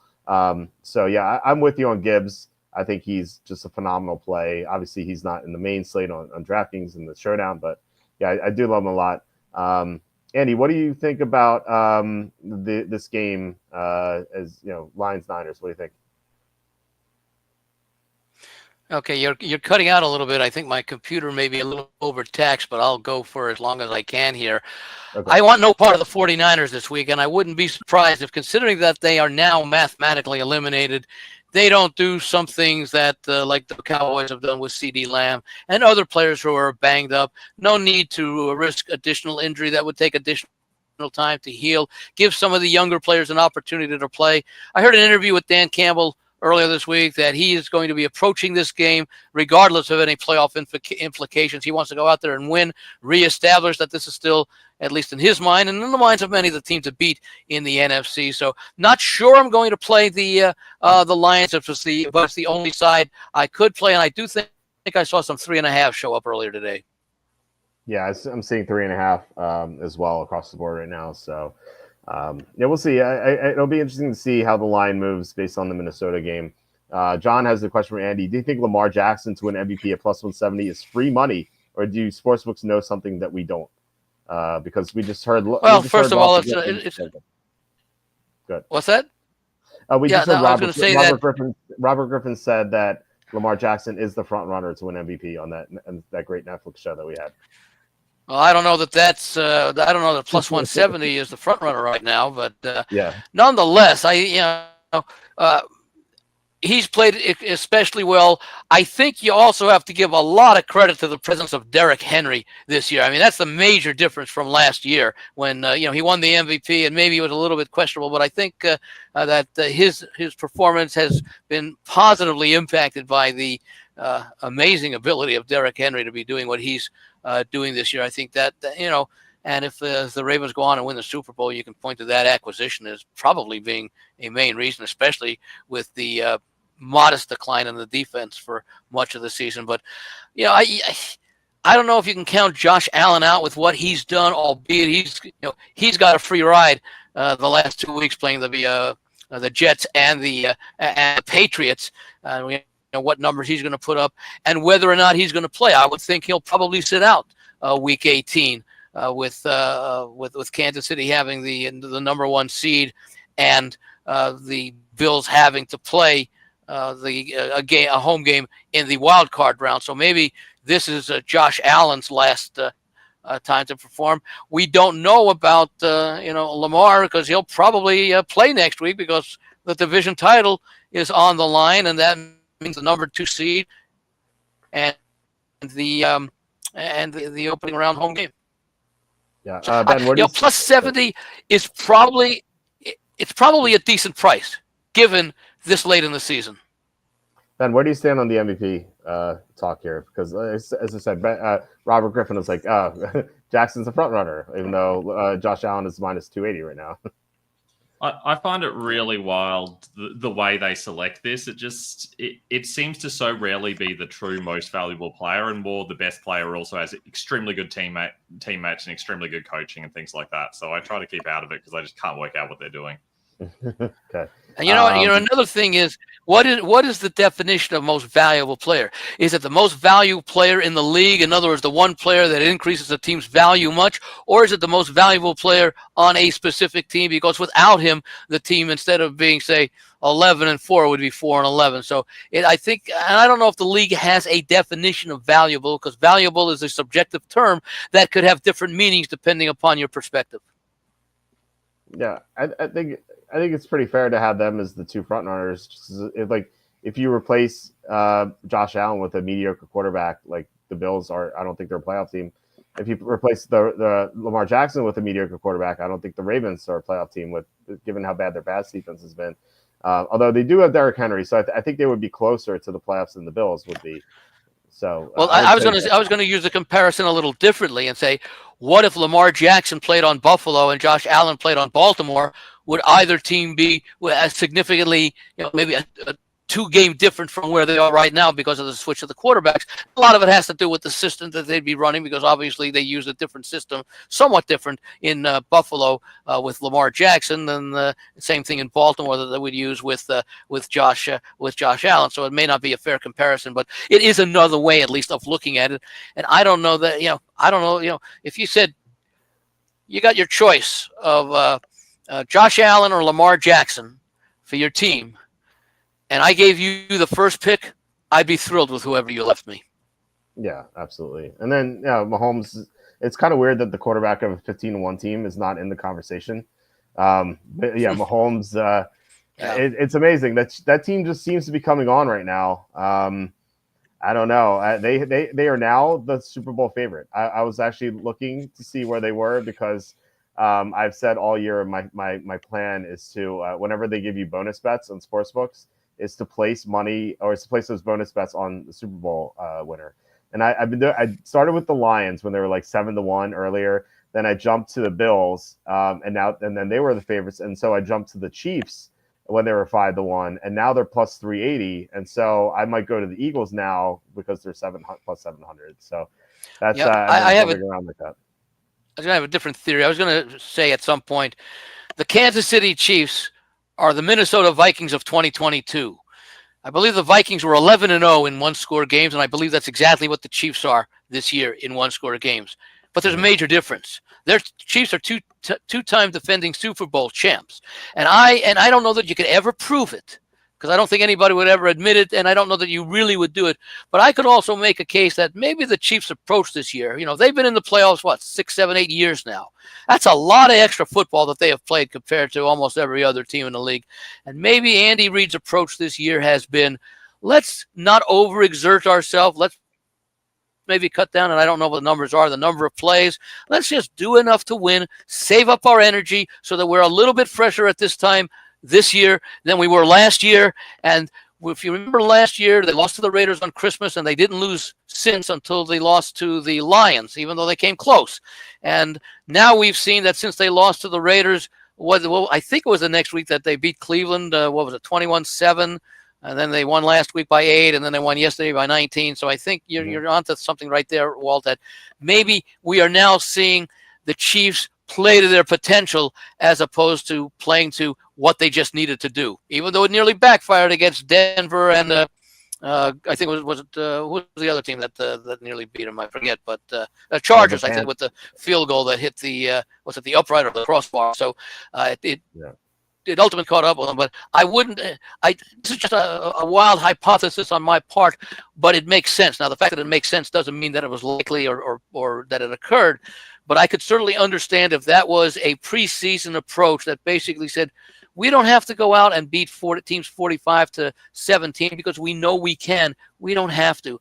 Let's save our best football for when it matters most, especially because I think when was their bye week, Kansas City? Was it earlier in the season? It's week 6. Yeah, that's early. Now they're going to get another one, of course. But, I have all these bye weeks memorized because of best ball drafts. just know them, off the top of my head. The Chiefs have been coming on lately. Marquise Brown is back. Xavier Worthy is he's really coming on. What's Pacheco's status this week? I don't know. Didn't he leave the game last week? He's not been right. It's been Kareem Hunt. Kareem Hunt had the touchdown in the game on Wednesday. I played Kareem Hunt over Pacheco in DFS, and ended up working out just because Pacheco doesn't seem right to me. Who knows? Maybe the bye week, as you said, will help him out. But I mean, look, Xavier Worthy. Yeah, well, maybe they could have. Realistically, they could have held him out really until the playoffs if they wanted to, or maybe give him one bit of action at the end of the season. They pretty much knew that. They couldn't guarantee they were going to be the number 1 seed, but knowing that the Chiefs know how to win games when they need to win games, maybe the extra 3 or 4 weeks that Pacheco could have had would have helped heal whatever may have still been lingering. Yeah, and Ben, I talked to you about the rookie receivers heading into next year. I didn't mention Xavier Worthy, but he's really coming on the past few weeks, especially PPR leagues. I can't imagine that he would be drafted before Harrison, but he at least has to be in the conversation as someone who could really improve his second year because he's made big strides this year, and with Mahomes and Andy Reid, I could see him really having a great second year. What do you think about Worthy heading into his second year? Yeah, it's interesting that we're starting to see him actually playing a full snap count there was a period of about 6 or 7 weeks where every single Chiefs wide receiver was playing between 40 and 60% snaps. And finally, Worthy's been the first one that started to play over 80% snaps. And we've seen that it's come at the expense of the guys like your Watsons and your Jujus, but also Noah Gray. Noah Gray's been playing far fewer snaps of late. And I think that's a really good sign for how they plan to use him moving forward. They're using him in a lot fewer, trick plays and in a lot more traditional wide receiver situations as well. And I think that's typically a really good sign of what we can expect from him moving on. Having said that, I don't think he's ever going to be one of those elite receivers. He just doesn't, to me, profile as a guy who's ever going to be a wide receiver 1 or a true wide receiver 1. Mm-hmm. But you never know. We probably at times thought that about Tyreek Hill, and he worked out very nicely. So there's definitely upside there, but he's well below those other 4 guys for me. Yeah, speaking of snap count, Hopkins is going to get shut down next week, so they don't have to give up the 4th round pick. I assume that they probably won't play. I feel like if you're crazy enough to be in a league where week 18 is your championship, I can't see starting any Chiefs, right? Right, Ben? Because I feel like they're going to play 2 drives or so because Mahomes always wants to play, but I don't see them finishing out the half even. So you just can't start any of these guys, right? Maybe even you start Carson Wentz over Mahomes. Yeah, absolutely. There's no way in a million years the Chiefs are going to do anything crazy. We've seen them dialing a lot of these guys down. Like Kelsey's been hardly used at times this season, clearly intentionally, because they've gone to him when they've needed him. But for the most part, they're trying to avoid showing what they've got. I can imagine they dial the whole team down and we hardly see anything going on next week. Yeah. The only concern I would have about that is that having played today, earlier than they normally would, having that bye week means that when they play their first game in the divisional round, the players, if they don't play in week 18, would have had about 3.5 weeks of inactivity. So maybe you do play them a little bit, like you said, maybe a drive or two, so that they get some action. They don't get totally rusty. They sit out week 18. So then you're basically looking at 2 weeks, 2 full weeks without activity, which is basically like having a regular single bye week instead of a double bye week. Yeah, we actually talked about that on last night's show. There was a year in 2004 when the Eagles were so far ahead of everyone in the conference that they sat in the week 17. There's a 17-week schedule. They sat everyone in week 16 and 17, and then they had the bye. So Andy Reid sat everyone for like a month almost. And then they made the Super Bowl. Was that the year they made the Super Bowl against the Patriots? That's the year Terrell Owens came back for the Super Bowl and had an incredible game. Yeah, even though no one expected him to play, even he just had a phenomenal game. And yeah, the Eagles covered at the end. They had the backdoor cover in the Super Bowl. So, I figured. And by the way, now just to take your side of the argument about resting them next week, the Chiefs team again played a lot of football over the years with those extra games. Everybody's a year older than last year. Yeah, a lot more wear and tear. That's absolutely true. Yeah, Chiefs may lose week 18 to keep the Bengals out. Yeah, that's a strategy too. Yeah, the Bengals are the depends what happens this week. I think of the three teams that are likely not to make it, I think the Bengals probably have the best shot. But at the same time, if you're Miami, Cincinnati, or Indianapolis, the other six playoff teams do not want to see Cincinnati. I agree. Or to counter John's Although to be fair, Cincinnati will be playing on the road, so that could also make a difference. Obviously, all three of those wild card teams, if they get in, what's there about like a 1% of chance for any of them to get in? I don't think it's that low. They don't need that much to happen. Although with the Chiefs maybe resting players, it's a lot tougher now. But I don't know. If I'm the Chiefs, it's kind of like letting, like in a zombie movie, letting the infected into the house to like make sure they take out take out someone you don't like. Maybe they let the Bengals in to give the Bills a tough matchup, and so maybe they do that. I feel like that's like a second level thinking there. Well, keep in mind one other thing, and it won't really affect Week 18, but if the Chargers win this week, as I expect them to do in New England, and we're not talking about covering, we're talking about winning, Chargers are in the playoffs. So now you're just looking at Denver versus the other three teams, and Denver will either still have life or be eliminated if the Bengals win. And I'm going to assume that the Bengals win, even though it's a bad assumption this year on this team. But at least at this stage of the season, they're doing what we expected them to do throughout the season. But then you have to consider what the scenarios are for Indianapolis and Miami for the final week. Because I'm not sure what the tiebreaker is. We know that Cincinnati and Denver, whoever wins that, has the tiebreaker over the other. But at the same time, we don't know what the impact would be if Miami and Indianapolis are still alive in Week 18. We don't know. I mean, that would mean that they would both win this week, and then they're both favored to do so. Yeah. All right. I figured, we could close out the fantasy portion of this. Ben, if you wanted to talk about your site and your rankings, which have been amazing, and then we can Andy, you could highlight, because we already went through all the games. Andy, if you wanted to highlight the games you wanted or the games you liked to bet this week. Yeah. I can go through the entire card with about a 30-second synopsis on each if you want. Just let you know what I'm playing, what I don't care for, what I'm looking at. I do have some strong opinions this week, so. Okay. All right. Well, okay. Yeah, we'll get to that in a second. Check out ffdfantasyfootball.com. As I mentioned before, you can go here for the weekly rankings. Ben has been in the top 10 for most of the season, according to Fantasy Pros. I'm number 1 in quarterbacks, number 2 in defense. Just definitely check out the site, especially if you're in the championship this week and you have some tough decisions to make. This is the site I would go to for those decisions. So Ben, do you want to discuss this or any final thoughts? Sure. And of course, look, check out the site if you got rankings issues, or just hit us up on Instagram at the Fantasy First Down, or on Twitter at Fantasy First Down with no O. You can also go to our YouTube page.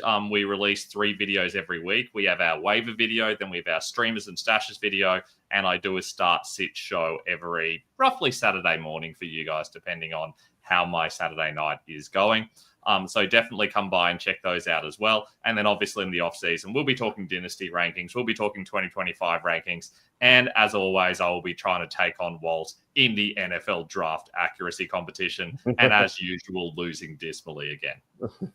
Well, you've definitely clobbered me in the weekly rankings portion of this. So no, it's again, if you guys have any tough decisions, check out ffdfantasyfootball.com. The link is in the description too. So if you don't remember that, just click the link in the description.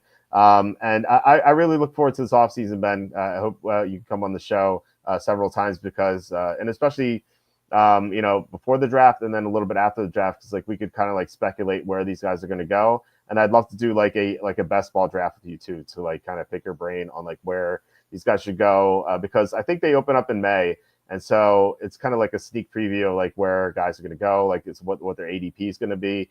And I found that like doing these best ball drafts every week has kind of been so instructive on like how players are perceived and everything like that. So I can't wait for this offseason. It's going to be great. Yeah, definitely looking forward to it. Definitely going to head on and chat more often than I was able to during the actual season. Now that I'm not making 3 videos, 2 articles, and a partridge in a pear tree every single week, so definitely keen for some off-season chats and to learn everything I can about all these guys coming into the NFL for my dynasty rankings too. Yeah. All right, Ben. This is great talking with you. Thanks for coming on. And yeah, we're gonna get to Andy to go through the card quickly. Because I have so much to do. I have to go through the Sunday slate on DraftKings and everything. So it's a mess. So Ben, thank you. I love having you on the show. So thank you for joining us. So appreciate it. Good luck this week. All right, you too. All right, thanks. Yeah. All right, bye. All right, Andy, do you want to go through the card? Maybe stop briefly on like the games you like the most, and we can discuss them a little bit.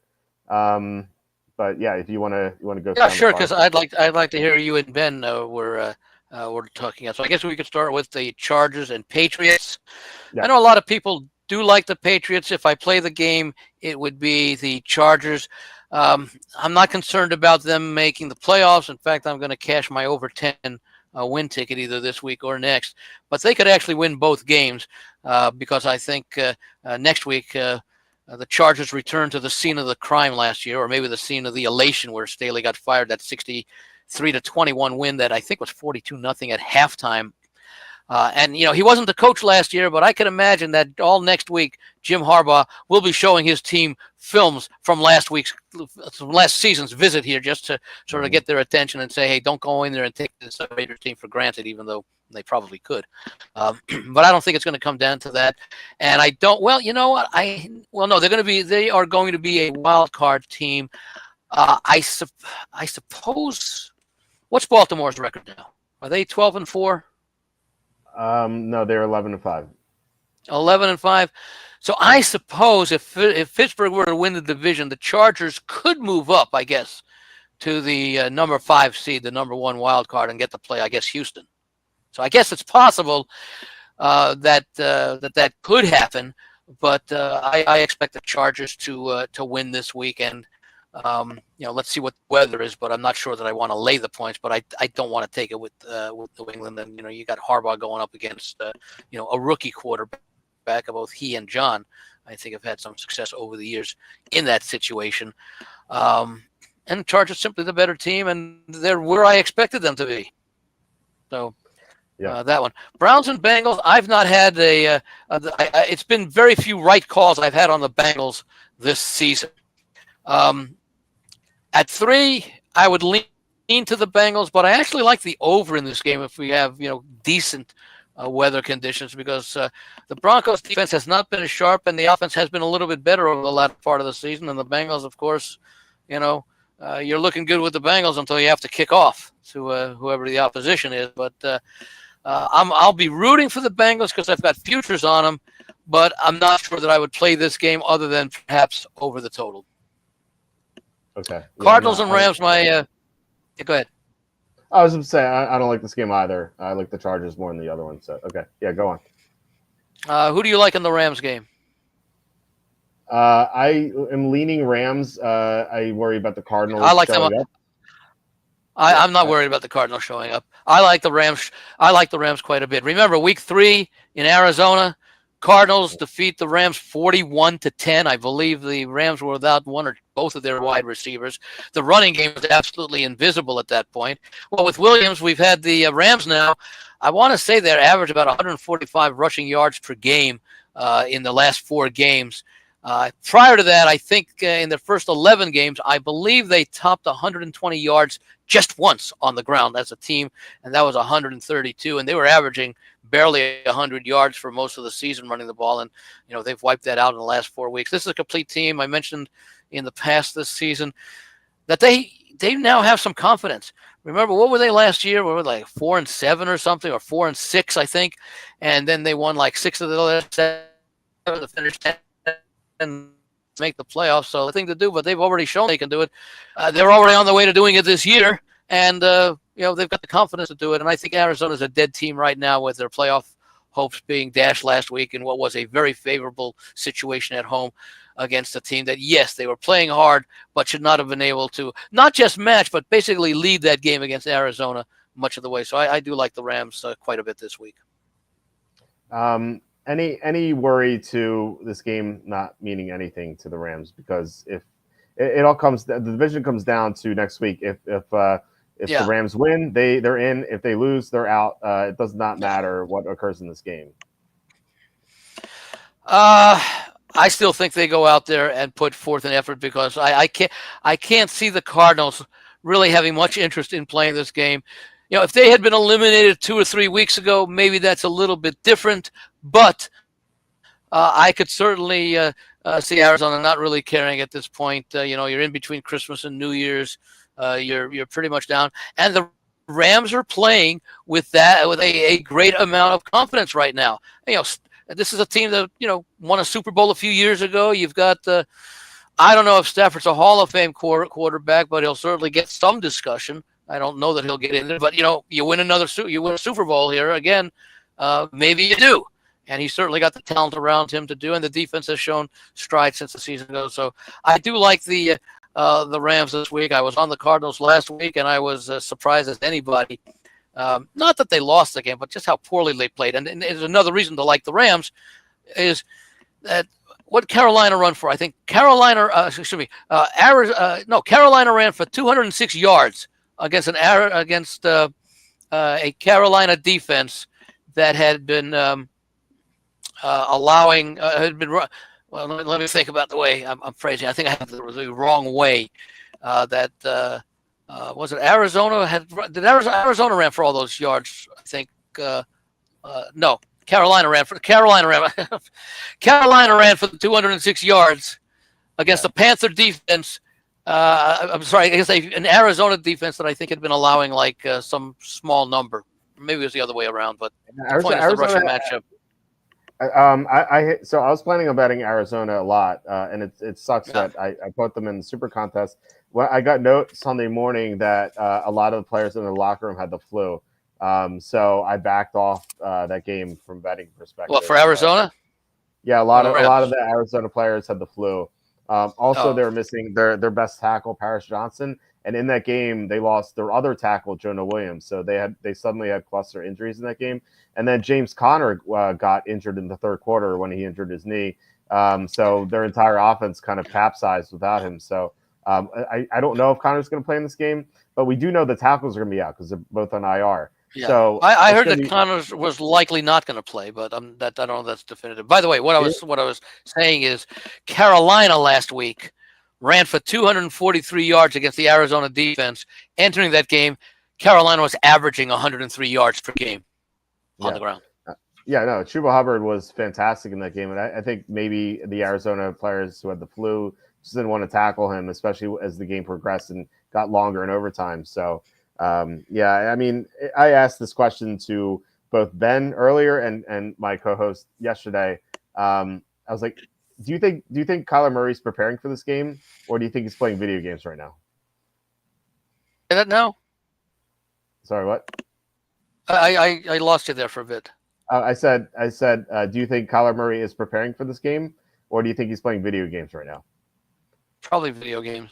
No, yeah, exactly. It'd be more satisfying. But no, the thing there is because Arizona took a lot of money late last week. I think when we did our thing last week on Thursday, it was 4.5.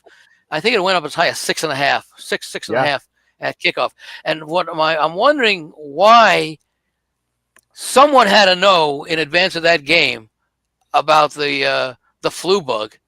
And apparently it was a secret because if anything, if the line, instead of going from 4.5 to 6, had gone from 4.5 to 3, that would have been a little bit curious. Yeah, no, I got the text around 11 a.m. from one of the golf guys we have on this channel, Butters. He texted me about it, and so I was like, yeah, that'll put me off the game. And funny enough, the Panthers now have a bunch of illnesses on the injury report. I think they got the flu from the Cardinals. Could very well be. Yeah, so I think the flu travels easier in cold weather than it does in warm weather. Yeah. I think those are the meteorological aspects of that. Yeah, let's get to the Sunday slate. We begin with Colts Giants. So who do you want to keep going on your picks? Don't really have much in this game. I mean, some people are looking for the Giants, maybe because the Colts don't win by margins. Other people who have at least some intelligence are passing the game. I'm one of those. Yeah, I'm passing this one as well. What about Raiders Saints? Are you passing that as well? What do you, okay. We're doing the Falcon. We're doing the Commanders game at the end because it's Sunday night. Okay. Yeah, it got moved. Yeah. Yeah, Raiders Saints is another one where I can't. I always say that you can make a case for both teams in the game. And if you can't, you're missing something because that indicates some sort of bias. In this game, I don't know that you can make a case for either team, but you can certainly make a number of cases against both teams. So I'm going to pass this one. I'd like to make never gave it a thought to play it. I'd like to make a case for the Saints. They were thoroughly embarrassed on national TV against a far superior team, Group A team, all the way to the Packers. Now they're playing a Group F team, so they go from one extreme to the other. And they might have Chris Olave back. He practiced. Are they trying though? Are they trying? Well, here's the thing. If they bring back Chris Olave, who's practiced fully so far, yeah, I think that would indicate that they would try. Also, Marquez Valdes-Scantling might be back. So they might have some real players play instead of like people who like named Jordan Mims, like random. Who's going to be the quarterback? Well, it's the Silver Snake, Spencer Rattler, of course. But yeah, well. Against Raiders defense, I think that's doable. Raiders defensive numbers have actually been surprisingly good this year. Now, obviously, a lot of it had to do with Crosby in there, but overall, they were. I forget what the raw numbers are, but I think it's in the low 3 teens or something like that. Yeah, and we'll see with Crosby. But on the flip side, the Raiders, they are coming off a win. I love fading bad teams coming off wins because they can't sustain success. So, look, I don't want to bet the Saints heavily. They're not going to be in my super conscious card. But I am considering a small bet on the Saints as a value play here. They were -2.5 on the event spread. Now they're +1. Small percentage points from 2.5 to 2.5. But still, it does add up a little bit. So I like the Saints +1 a little bit. So I just wanted to say. I suppose if I could look either way in that game, I would look for the Saints, and clearly, I don't know what the money line at +1 might be. Might be 105, -105 instead of -110 on the point spread. But again, it's one of those games, kind of like the next one, that I'm not going to have much interest in playing. Yeah, the next one, Titans and Jaguars. I don't have anything here. I actually like Tennessee a little bit as well. I think they are a little bit better than the Jaguars. I like the backup quarterback a little better because he's got more experience. Yeah, Mason Rudolph. Yeah. Yeah. No, look, I think the Titans were embarrassed last week. Again, another embarrassed team with that Jonathan Taylor performance. And they have good defensive players. They have T'Vondre Sweat. They have Jeffrey Simmons. They have L'Jarius Sneed. They have some other guys, Amani Hooker. I think they're going to be proud this week and try to just kind of redeem themselves from last week. Didn't Jacksonville win down in Tennessee? What was it, 2 weeks ago? Yeah, it was 10-6. Will Levis got injured at the end of the half, and then they didn't score again.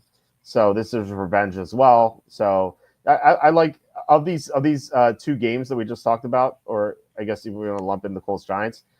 Tennessee's my favorite side so far of the Sunday slate that we discussed. Well, there's always something. There's always an old saying, and we've said it before in a different phrase, but don't ask bad teams to do something good, especially A, when they're on the road, and B, when all they have to do is win the game. You want to play a bad team plus points, that's one thing. Well, I'll bring up your other saying. When garbage plays garbage, take garbage plus points. But there are no points here. Point in this instant, not points. Yeah. Oh, okay. I said that because I was showing it at pick up a good part of the week, or actually either side -1. But yeah, I'm seeing +1 now. So yeah. All right. Well, I guess I could phrase it a little bit differently. I could understand someone playing this game. It's hard for me to understand it being someone's favorite play. Yeah, no, for sure. This is a small play for me at best. What do you think about Jets at Bills? I worry about Devontae Adams not having practice this week. So what are your thoughts on this game? Are you there? Well, interestingly, in the Circa and the Westgate contests, when these lines came out, actually on Tuesday this week because of the Wednesday games, the betting line was still Buffalo 10.5, and they made the contest line 11. Okay, yeah. Now I wonder why they moved it up. My thought must be is they thought that Kansas City had a really good chance and maybe would lose at Pittsburgh, meaning that Buffalo could then control the number 1 seed by winning out and getting the tiebreaker against. I think that's it. Kansas City would have 2 losses, right? And Buffalo has 3, correct? Yeah. Well, Kansas City would have to lose again to Denver. To Denver, yeah, they'd have to lose to Denver, and Denver could we don't know, but they could be playing for something because if they win this week, they're in. But my thought is that maybe that's why that line was as high as 11 for the contest, because now that Kansas City beat Pittsburgh, I'm seeing basically 9s all over the place, and I think I even saw a couple of 8.5. So, not sure that I want to play the Jets in this spot. You mentioned Adams and all that, but at the same time, I don't feel comfortable laying the Bills. I suppose if I had to play either side, I would trust the Bills. Okay, interesting. Especially coming off of a dull effort last week against New England. Yeah, I think I'd go with. I just don't feel like what the motivation is here for the Bills, because they can't get the 1 seed, and now they're playing a team they already beat, a 4-11 team. What's really the motivation here? They didn't beat them handily, though. What was it, 24-20? Wasn't it back mid-season? Yeah, I mean, look, it was Zerline missed a few field goals. The Jets could have won the game. Yeah, but still, they did beat them, and now they're huge favorites here. So I just don't see what the motivation is, because look, they can. Well, the motivation is to not get in bad habits when you play a bad game, even if you win. Mm-hmm. I think we saw Detroit fall into that. They played a number of really sluggish games, and it finally bit them against Buffalo. Yeah. Which is different in week 14 than it is in week 17. So I'm not going to play the game, but I think the only side I would play would be Buffalo, because you have to wonder what is Breece Hall fully healthy, or? Yeah, he's not on the injury report. So, and he looked healthy last week. So, the Devontae Adams is the big question mark. So we'll see if he practices. If he's out, I would have a really tough time backing the Jets. But Rodgers has been playing his best football lately. Devontae Adams has been great. Yeah. I feel like backdoor cover. This screams backdoor cover at least. It's a high number. So yeah. I'm not like, I don't think this would be in the contest for me, but I think I would lean Jets. But anyway, if you're in a contest or something that's against the spread, and you have to pick all 15 games, then you do have to pick a side. I'd probably pick Buffalo, especially if it were a whole number. But again, if the line is down to where it is right now, the betting line is down to 9. Why would you lay 11? Right. So that's why I probably wouldn't play the game. I think this one will be my contest. So what do you think about Panthers at Buccaneers? I like Tampa Bay to bounce back. Carolina did play those last 2 games at home. I don't want to say that last week's game was their Super Bowl or anything, but they were in control of that game. They have played hard, but again, it was at home. Now they're going out on a team. By the way, because Atlanta is playing at night, Tampa Bay has even more of a reason to to focus on winning, because should Atlanta lose, Tampa Bay is now back in first place because of the tiebreaker. So I think if this game were reversed, if Tampa Bay were playing at night and Atlanta were playing, maybe there'd be a lot more pressure on Atlanta, and I wouldn't feel like comfortable laying points. But one of the things I looked at also was Tampa Bay over the years. Now the first 2 years when Brady was there, which I think was 21 and 22, I think Tampa Bay was scoring about 28 to 30 points a game. In Brady's third year, which was it was 20 and 21, and then 22 his third year, and then 23. They averaged, I want to say it was down like 21, 22 points a game. So they lost about a touchdown. This year, they're back up in that 28, 29 range. So Mayfield has made a difference compared to the last 2 years. And, do the Panthers, have another game? And remember, they had a couple of good games, and then and of course, it was different. They were favored by a small amount, and they were non-competitive against Dallas, who at that point, I think had already been eliminated or was on the verge of being eliminated. Now they come back with another good effort. I mean, got to take nothing away from Carolina's effort last week. When I was looking at the numbers again, I think because I was confusing the 206 with Arizona, the Cardinals, that the Panthers did give up 200 yards to an Arizona team that I think was averaging 140. And Tampa Bay, they've got a decent enough offense that they can probably do some damage. And you wonder if there still is any lingering flu in that, for Arizona. But that doesn't affect what would happen with Tampa Bay. I think the fact that they were outplayed for a good part of the game against Dallas and still had a chance to win, combined with the urgency, we've seen Tampa Bay be able to win some games by margins this year. In fact, I believe Tampa Bay, if I recall correctly, what the stat was, Tampa Bay was looking, I think, to become the first team ever, or maybe the first team in a long time, to beat all 4 teams that they played in a given division by 17 points or more, which is, I think, the margins that they had against Washington, Philadelphia, and the Giants. Yeah, so they're capable of winning by margins against that class of team. Yeah, I love Tampa in this game. I think they really bounced back. Glad we're on the same side there. Yeah. With similar conviction. Yeah, and Carolina coming off the win in overtime, a bad team's having trouble sustaining success. Mike Evans was banged up last week. He was in and out of the game in the fourth quarter, and now he's healthy because he's practicing fully. So I do think Tampa bounces back. This number is high, but I think it's high for a reason. Look, I don't think it's high. I think it might seem high to the casual better. Yeah. I think it's set. Well, again, Tampa Bay is a totally different team with Baker Mayfield this year. And I wonder what he's going to. He's going to be in good shape for the rest of his career, monetarily. Yeah. But you also wonder at what point will the Panthers raise the white flag, if at all. But again, it's on the road after playing 2 games at home. You made your point that I like the fact that the Panthers continue to play hard. But they are facing a team in arguably a must-win situation, but a team that has shown that it can beat this class of team, and actually even better teams. I mean, they beat a very talented Philadelphia team earlier in the year. I think it was what was it, 33-16 or something like that. So that's why I don't feel uncomfortable at all about Tampa Bay in this game. All right, and the last early game, we had Cowboys at the Eagles. This line has dropped to 7 because Jalen Hurts has not practiced. However, CeeDee Lamb is on IR. Out for the season, yeah.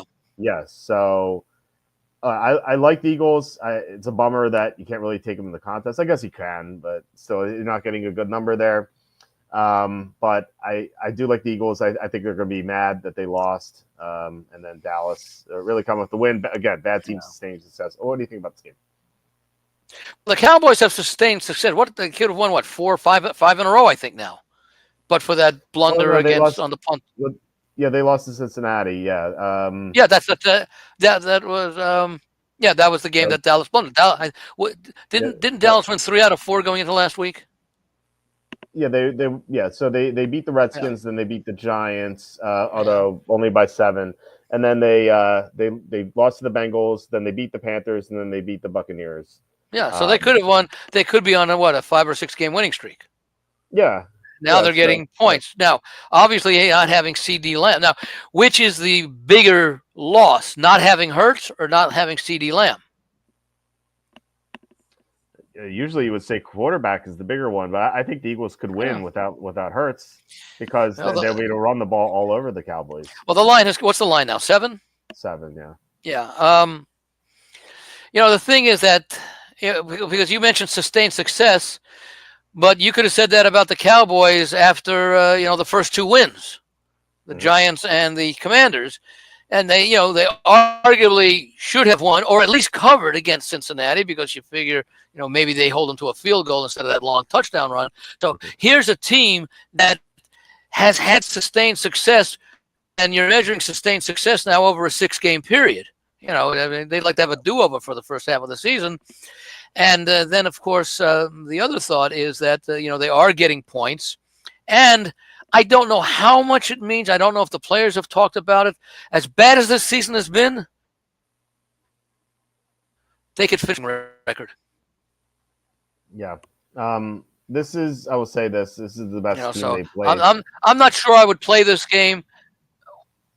Yeah, true. This is the best team they played. They did. Yeah. It's like but this may be the hottest team the Eagles have played. Philadelphia played a team that had been winning a lot of games in a row? Yeah, well, I mean, they played the Redskins. The Redskins are better than the Cowboys. They played the Steelers. Steelers are better than the Cowboys. They played the Ravens. The Ravens are better than the Cowboys. Not better, but had been playing as well as the Cowboys are playing now. Like sustained success over a 6-game span. I don't know if they've been playing better. I feel like they've gone against teams that haven't given their all or have been playing horrible teams. Like, for example, that Washington game. I don't think Washington played their best effort in that game. I don't think the Bengals played their best effort in that game. They made a lot of mistakes. The Giants. See, that seems to coming up with a rationale for excusing the fact that the Cowboys won those games. If they lost and covered, I could buy the argument, but they actually won those games despite how they played. I mean, we saw the Seattle win a game tonight despite how poorly they played because they played a team that played even worse. So, in other words, I have to acknowledge the fact that, first of all, for much of the season, the Cowboys did not play to their talent level when they were healthy. Okay. Now they're playing to perhaps the level that they could play at the start of the season with lesser talent involved. So that tells me that there is some talent and also that they're continuing to play hard. So I'm probably not going to play the game. Maybe in the contest I'll take the 9.5, but I'm not sure I want to play the game, with the Eagles. Again, because they might end up wanting to rest everybody next week because they have to play the week after. Yeah, I think the Eagles will come out pissed that they lost. Do it. In other words, I think the goal for the Eagles this week is just win the game, clinch the division. Worry about the number 1 seed, which is unlikely anyway. But win the game, celebrate your division title, and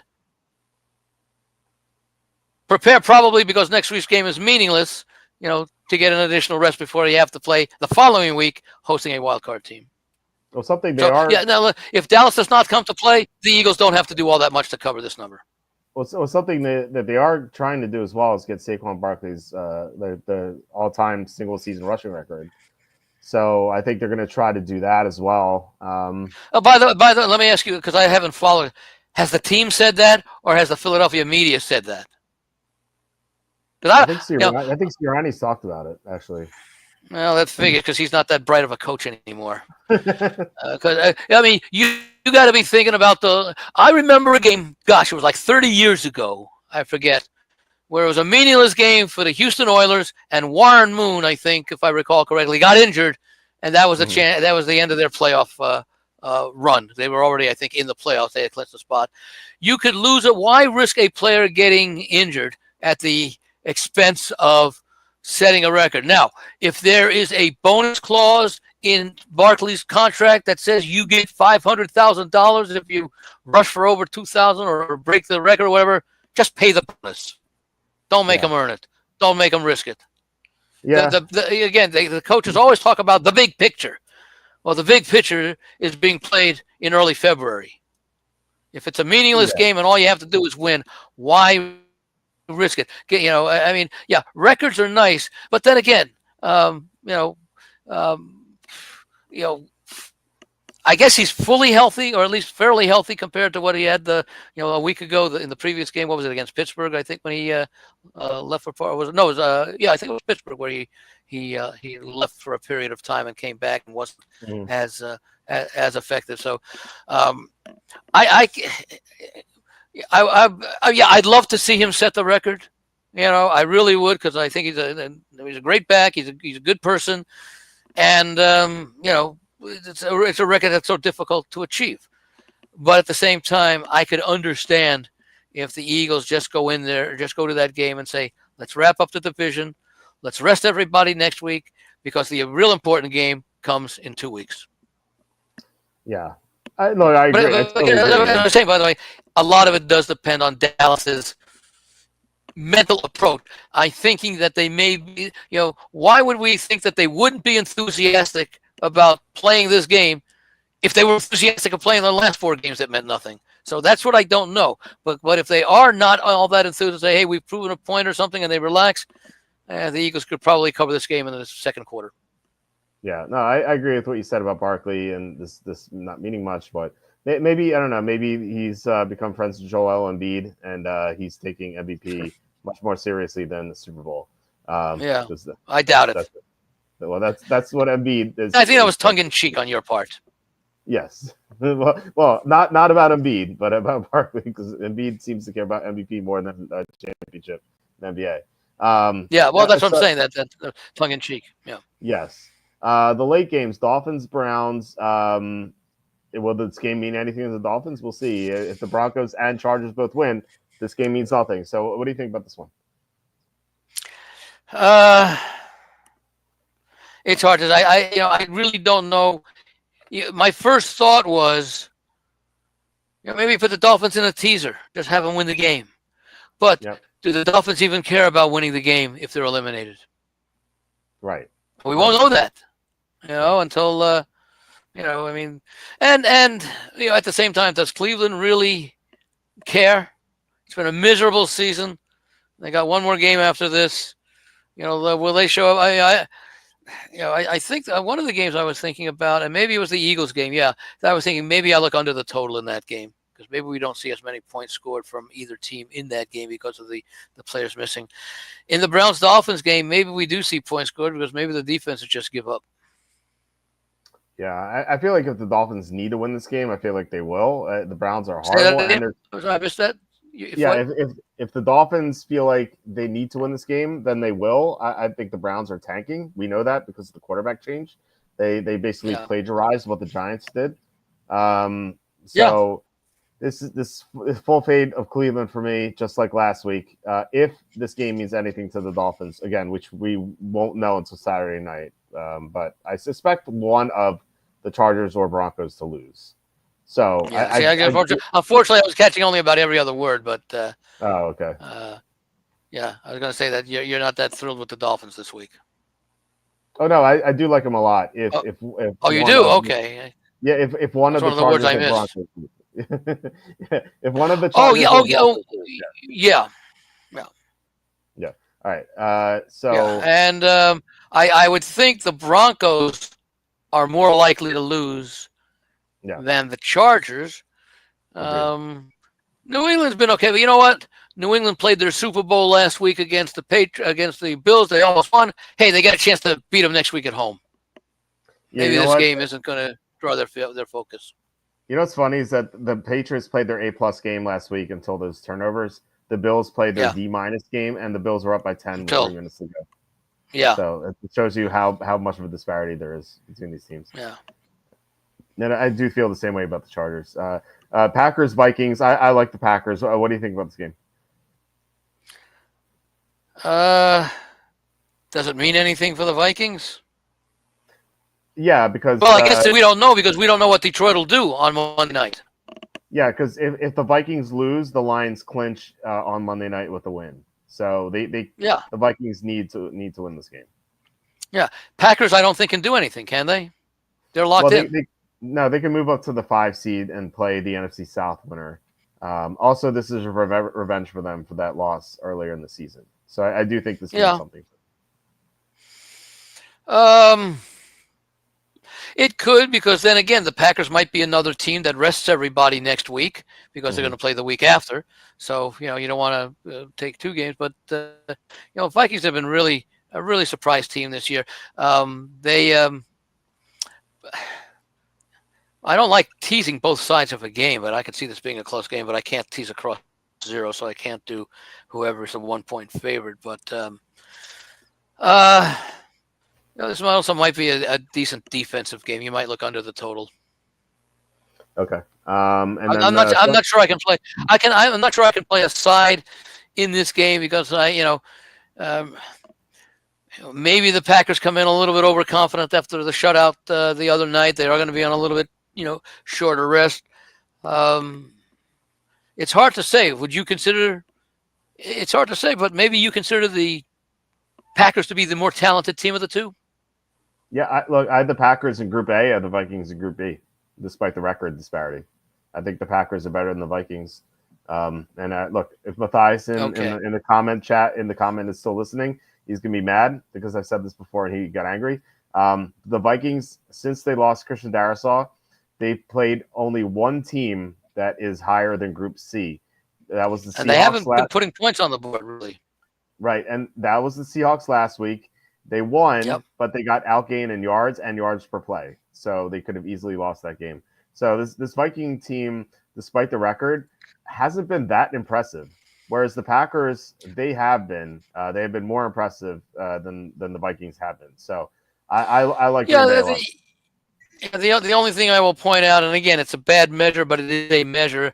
I still look at point differential, and of course, it's going to change with the course of the season because of injuries. Green Bay is plus 126. Minnesota's plus 120. Basically, not much of a difference at all. So, I could certainly, like I said, I can understand anyone who wants to play the Packers. I can understand anyone who wants to play the Vikings. I like both teams. I'm going to pass this game, or I'll play under the total. So for point differential, I want to point out that I think a lot of that point differential came early in the season with Minnesota when Darrisaw was still there, and I would like to see what that point differential is ever since Darrisaw got hurt. I feel like it would be very much more in Green Bay's favor. I'm almost certain of that. I mean, look. Well, first of all, the 34-0 win, it was almost a quarter of a little more than a quarter of their overall differential. Yeah, and look at the Seattle disparity. The Packers slaughtered the Seahawks. The Vikings barely beat them. So we saw those 2 games recently. And I know you can't gauge talent based on that kind of stuff, but for me, I love the Packers against the Seattle. And then when Minnesota came to Seattle, I was on Seattle +3, which is a push. But it felt like Seattle deserved to win the game. So I was, I think, on Seattle as well. Yeah. It's just. I mean, what are the realistic chances of Green Bay moving up to the number 3 seed? Well, the 5 seed. So if 5 seed. I mean, playing the second one, the number one, the number number one wild card. Yeah, you play the number 4 team. It's not that bad. If they win their final 2 games and Minnesota loses their final 2 games, they will be the 5 seed. Yeah. So and Minnesota plays Detroit next week, so they could easily lose those games. And Green Bay the Packers somewhat control. Yeah, so I was saying the Packers, in a sense, control their destiny as far as doing what they need to do, but it could all be for naught if Minnesota beats Detroit. Right, exactly. So because Detroit would then have the 2nd seed over the Detroit would finish 2nd in the division over the Packers, I believe. Yes. Just based on record. So, all right. The Sunday night game, Falcons at the Redskins. Line was Redskins -4. I don't know if you had a real take on this game. I don't like this game, especially because if Tampa loses, the Redskins are locked into the 7th seed. So, what are your thoughts on this one? No, I like the Commanders. I don't like the Falcons. I like the Commanders. I like the way that they came back last week. I like the fact that Daniels has played a lot better the last 4 or 5 games after having sort of like a mid-season slump. I think Washington's defense has shown some solid improvement. And I also like the fact that Dan Quinn He used to coach the Falcons, got fired. Okay, Yep. but that's not a factor other than the fact that he probably still knows the strengths and weaknesses of some of the personnel. I think he coached through 2020, I believe. So there's still some residue of players there. But the more important thing, he's a veteran coach. He comes from a defensive background, and he's facing a rookie quarterback making his first start on the road. Yeah. I mean, that's definitely a good spot for sure. I don't know. Something with this Redskins team just bothers me. I don't know. They barely beat the Saints. Like they haven't won by margin. I know they just upset the Eagles, but the Falcons barely beat the Raiders. Yeah, but that was the Cousins. Like now they've an upgraded quarterback. Yeah, but we're talking now about a rookie quarterback had a good first game at home in front of a home crowd cheering him on. Now he's got to start on the road. We can always pick out isolated instances to back up an argument. Well, the Commanders only beat the Saints by a point. What they beat Arizona by on the road back in what was it, like 31-13 or something like that. So we can always find examples to support. Our narrative on it. I'm just looking at the fact that because all these teams play good games and bad games, and if you want to back them, you say, well, look what they did here, and if you want to go against them, look what they did there. And the body of work is this is a Commanders team. What was I think their season win total was maybe 6.5, and they're already at 10 wins. I mean, that tells me that's a team. When you are expected to do something and you exceeded by a minimum of 3.5 games and possibly more, likely more, that tells you there's something to what's going on there. Again, and remember, the players also had to feel a lot better with the ownership change. So, this is a Commanders team. Now, I don't think they could win a Super Bowl. I mean, there is one team I think that now can win a Super Bowl, and that's the Rams. And I think I saw them at 40-1 the other day. That's worth taking a shot at. But they do have the experience. They do have the quarterback. They now have the running game. They've got the receivers, and they've got a defense that has shown a great deal of improvement over the year. I don't think the Commanders can do it, but I think they can do. They've done everything. They've done everything and more that was expected of them, and they've been consistent. And I think. One of the reasons I believe that last week I liked the Eagles so much was because I think I brought up the fact that the Commanders had not beaten a team with a winning record all season. Yeah. Okay. What are the Falcons now? What are they, 8-7 or 7-8 or 8-7? Yeah. Okay, 8-7. So now they would have a chance to do that, but certainly it's within the caliber of a type of team that they have beaten. Now, if someone's going to say, yeah, well, who have the Falcons beaten? Well, they beat Philadelphia on the road, but that was back, week 2. So, I mean, they're just using the old argument that I just argued against, I could use for as far as saying, well, the Falcons have shown that they can beat a team like the Commanders with a winning record. So, but again, you want to take a look at week 2 versus week 17, it's a little bit different. But again, I think one of the key things that I like is really Quinn going up against the rookie quarterback, making his first start on the road, and they now have tape on him.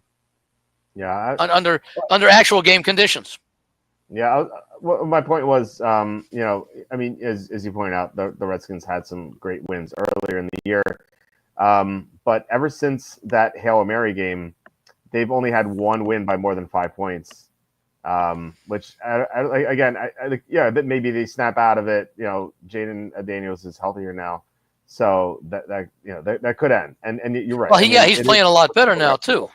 Yeah, rookie quarterback on the road. However, I do love the Bijan Robinson matchup against the Washington's terrible run defense.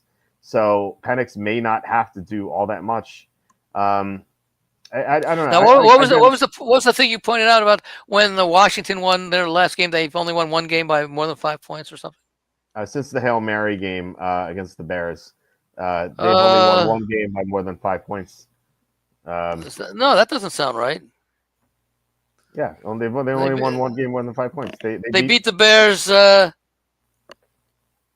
What was the score? That was the 18-15 game. Yeah. Ever since that game. They beat. Let me see here now. They beat the Giants by 5. Yeah. Okay. They lost to the Steelers and Eagles.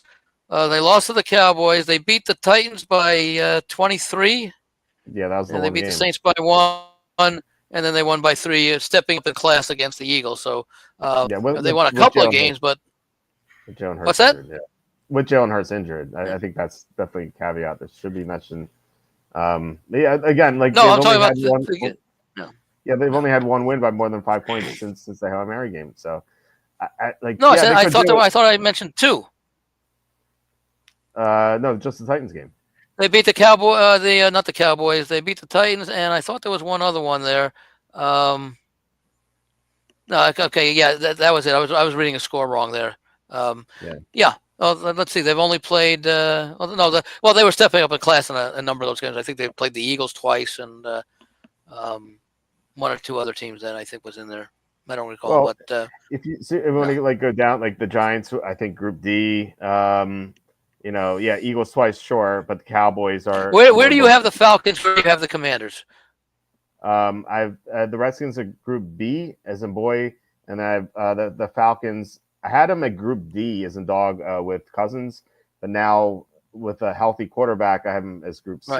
Right. Their defense, by the way, I mentioned this to Evan, and he kind of pushed back. Yeah. This is remarkable. I think I don't know. Maybe it's not remarkable, but the EPA of the Falcons defense since their bye, Week 12 bye. They are number 1 in defense in the NFL since their bye. Their pass rush has gotten so much better. And yeah, they played. Then why are they still rated? Why are they rated a C if they've been that outstanding at the point of the season that we're playing now, as opposed to the first 5 games? I just don't know if I trust it. No. They played. Okay, no, because I was going to ask you if you're talking about a C team facing a B team. Yeah. And the B team is favored at home. Mm-hmm. And if you give even, let's say, 1.5 points for a home field advantage, you should be giving probably at least a field goal or so for the difference in a grade B versus a grade C. Yeah. I don't think Washington has any home field advantage. I think it might be 1 or it might be 1. So I think the line is. I think the line is somewhat fair. I think you can make the case it could be 5.5 or so, but it could also make the case it's 3.5. I don't know. I'm not betting Atlanta. I don't like either side in this game. I just can't like. Now what was it you said that would make the game meaningless for the Commanders? Is that if Tampa Bay lost? If Tampa Bay loses, Washington is locked into number 7. They can't get out of it. So that's if Tampa Bay loses. Yes, if Tampa loses, yeah. Because Tampa's the only team that could take the 7th seed away from Washington. And it's funny because you might think Atlanta might be able to, but if Washington loses to Atlanta, that locks Atlanta into the 4 seed.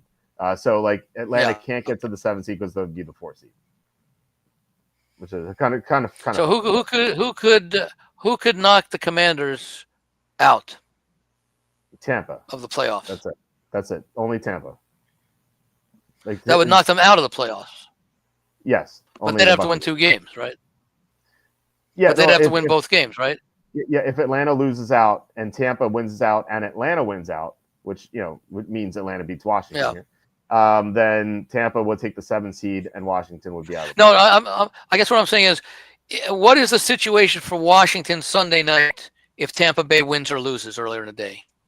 So if Tampa loses, this game means absolutely nothing to Washington. They'll be locked into the 7. But if Tampa wins, then Washington has. If Tampa wins, Washington will clinch playoff berth with a win.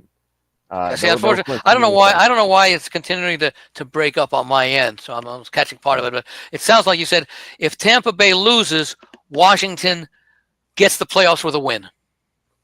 No, if Tampa loses, Washington. I'm sorry, if Tampa Bay wins. If Tampa Bay wins, Washington has not clinched anything, but they would clinch a playoff spot with a win over Atlanta. With a win, yes, exactly. Yeah. So, I guess the thought that I would have here that would strengthen the Commanders is the Bucs are likely to win. They're favored to win. Mm-hmm. So, if I'm thinking here now, if the Bucs win, meaning that Washington now has a reason to play the game, maybe that line shoots up to 6.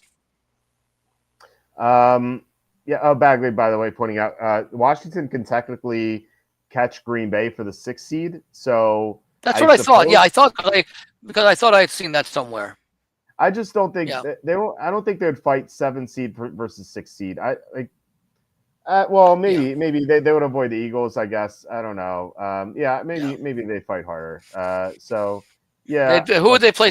Well, they would avoid the Eagles, but they would have to play either the Lions or the Vikings, no, they'll play the Rams or the Seahawks. right? The number 6 plays the number 3 seed. Yeah. The 6 seed will play the Rams or Seahawks winner. Well, no, five would play the Rams. Assuming that the Rams end up being the number 4 seed. The 5 would play the Tampa Atlanta winner. 6 would play the Rams Seahawks winner.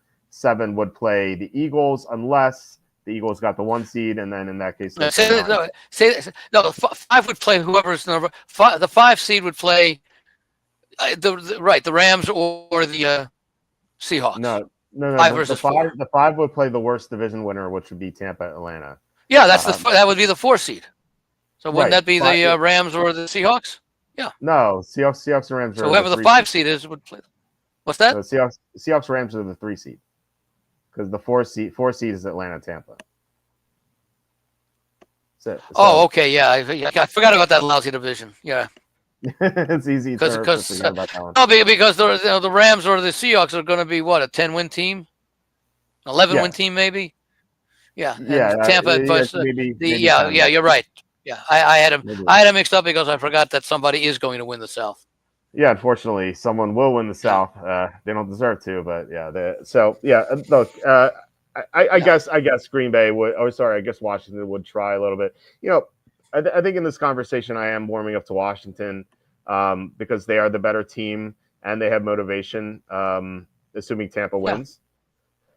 So, well, now that we mentioned about that, we got that note about the chance that they can move up to 6. That's motivation, regardless of what Tampa does. That's true. Yeah. I am warming up to Washington after talking this through. So yeah, good. I'm glad we had this conversation. I think I will be betting Washington after thinking about it this tonight. So, okay. And you talk about Detroit, San Francisco.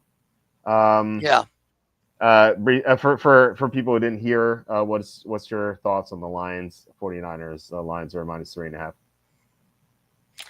I think my initial thought was I can't play the 49ers. They're just too banged up, nothing to play for, mathematically eliminated. So I can't see a reason, this talk about, we want to win. No, they don't want to win. They want to win because they're athletes and they're going to have to try to score more points. I don't think they come out with all that stuff. It sounds nice, but the Lions, I heard that Campbell said that they're going to be playing hard. They're going to play to win, regardless of whether there are playoff implications on the line based upon what Minnesota does earlier in the game against the Packers. They're starting to play a little bit better after that slump. After that, I like the effort that they put in last week against the Bears outdoors. Not that it was a great challenge, but there was a lot of thought that maybe the Bears, because they played them so tight the first time, could do something again. But it's a different Bears team, even though it's only like 3 weeks apart. I don't know that I will play the game. I do see 3.5s out there. Don't know that it'll drop to 3, but at 3 I'll certainly get interested. But I probably won't be playing this game. But I cannot consider the 49ers. Yeah, Evan loves the Lions. He considers them as free square. So. And by the way, that's coming from a 49ers fan. Yes, Evan. That's true. Yeah. Absolutely. So, I don't know if you mentioned Super Bowl odds, brief. I don't know if you wanted to go over them real quick before we sign off. You mentioned Rams; they're down to 25 to 1. Yeah, they're down to 25 to 1. I'm sorry. I missed. Who's 25 to 1? You mentioned the Rams earlier. They're down to 25 to 1. Where's this at? This is FanDuel, so obviously you can shop around. You can find better odds. Yeah. But just based on these numbers, does anything stand out to you? Like, would you bet anything right now? Well, I said the Rams. Yeah, right. But it's at 25 to 1. Would you still like them though?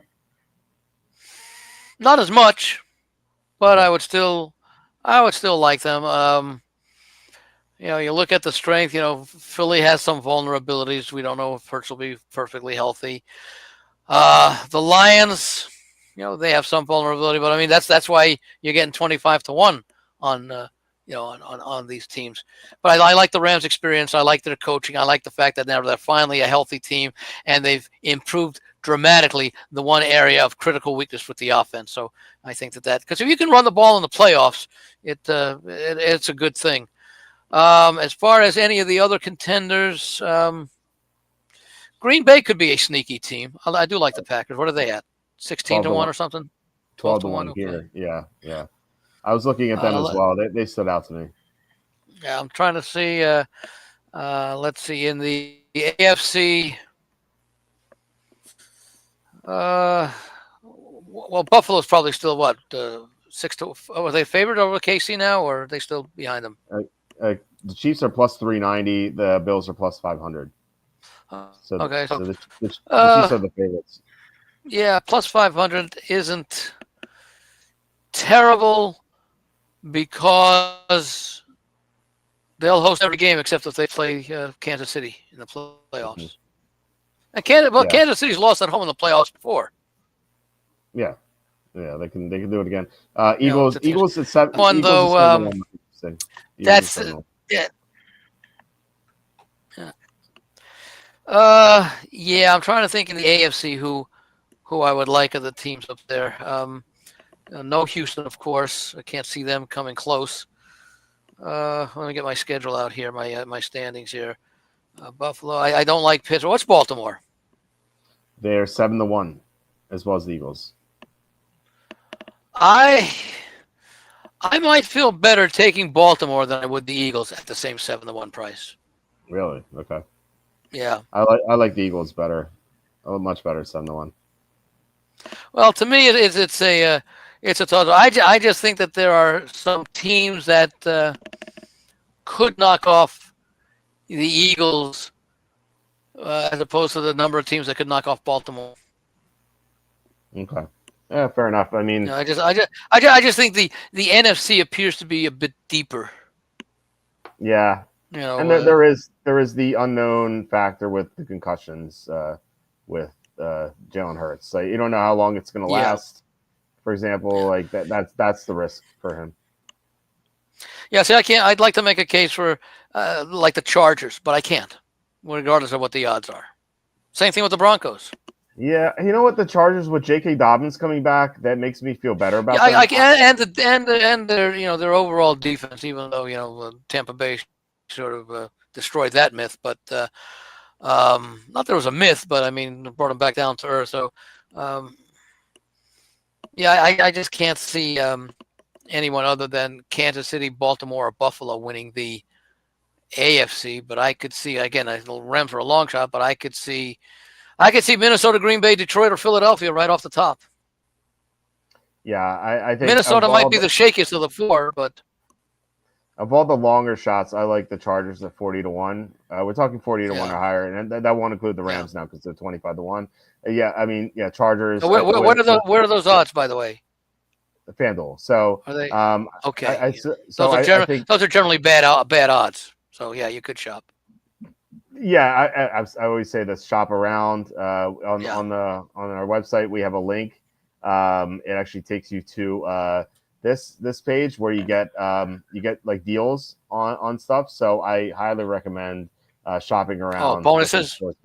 Yeah, all the bonuses. Yeah. That's a great way to negate the vig that you have to pay for. Yeah.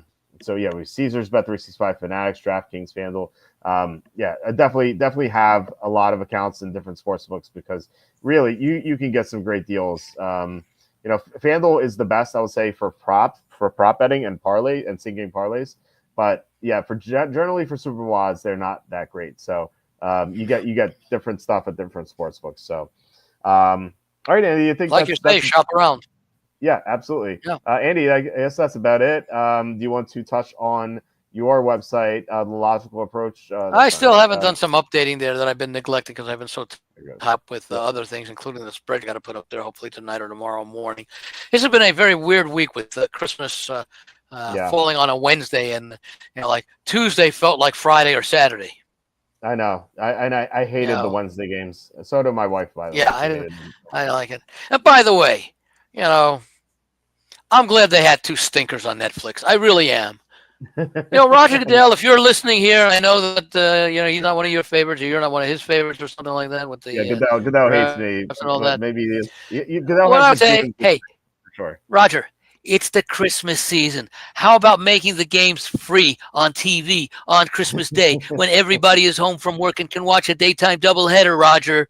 If you want to go with the Netflix thing, how about doing it on a Monday night doubleheader, maybe in October or something, where it's a little bit different, but it's Christmas. People have already, because obviously it's a ploy to get more people to subscribe to Netflix. Okay, hey, people just spent all their money buying Christmas presents, Roger.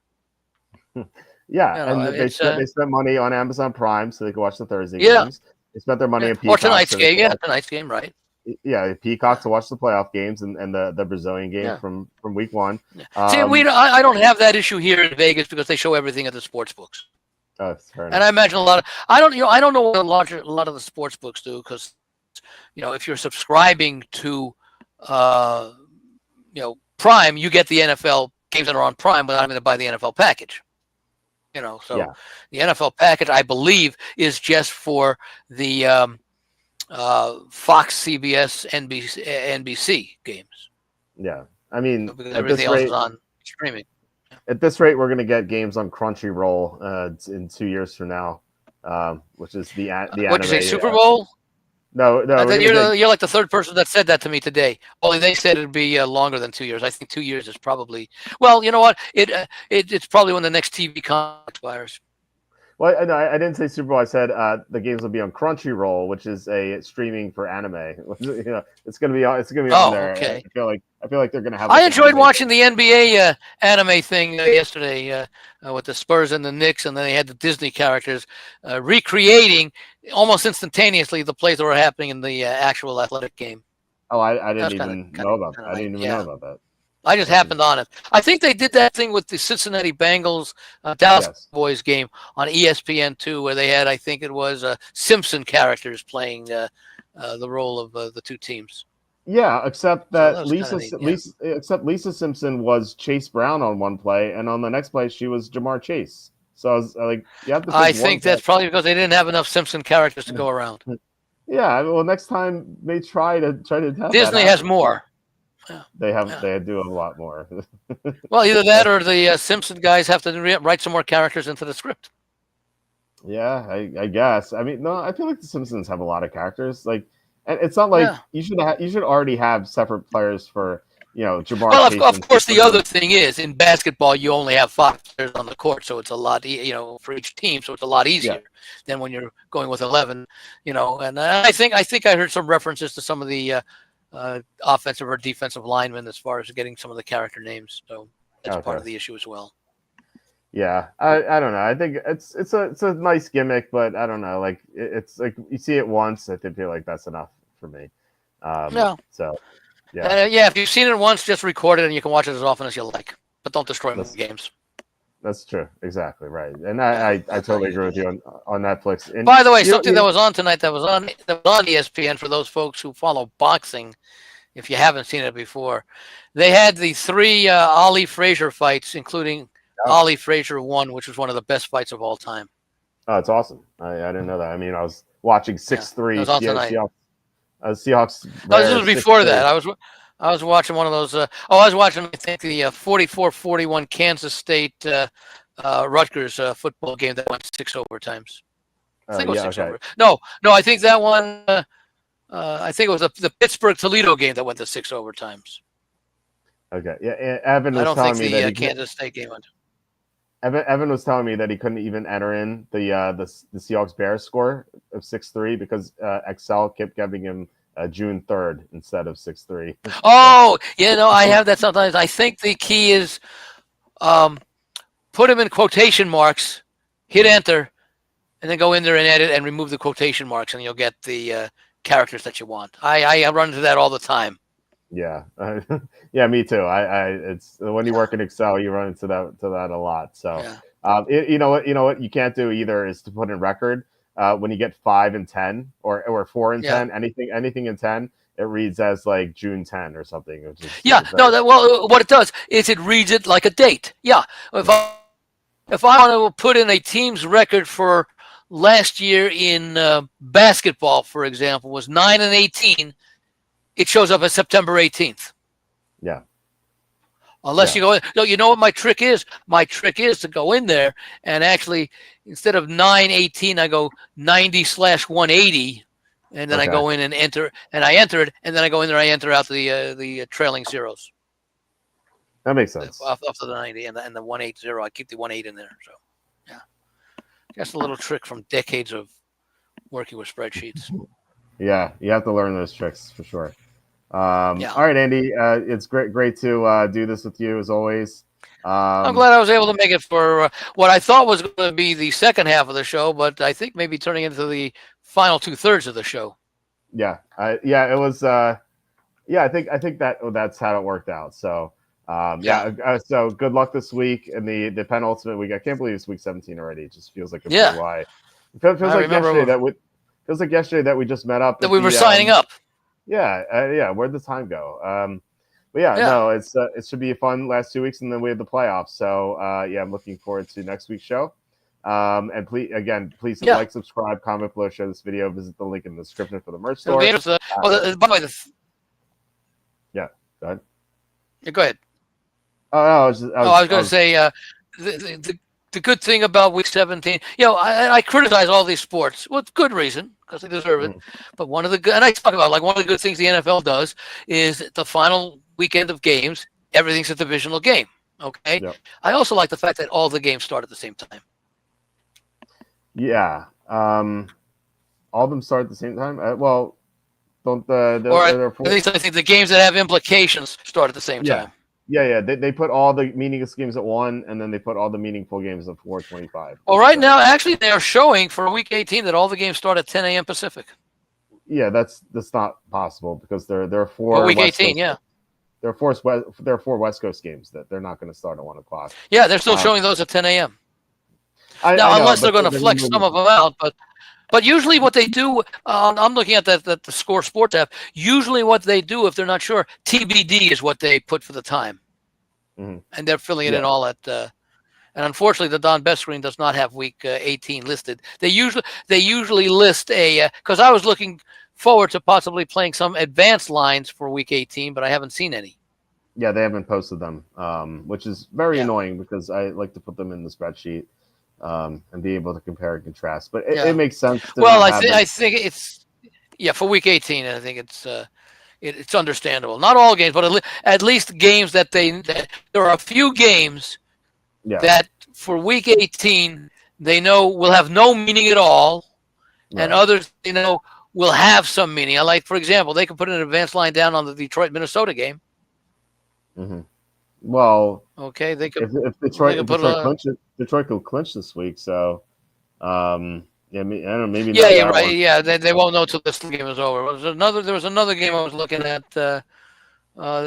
Titan. I'm looking at week 17 schedule. Week 18, but you got any game in the AFC South means nothing because with Texans clinched, and the other 3 teams are out. So, and whatever. Indianapolis technically is not out yet. Right, Indianapolis. Right.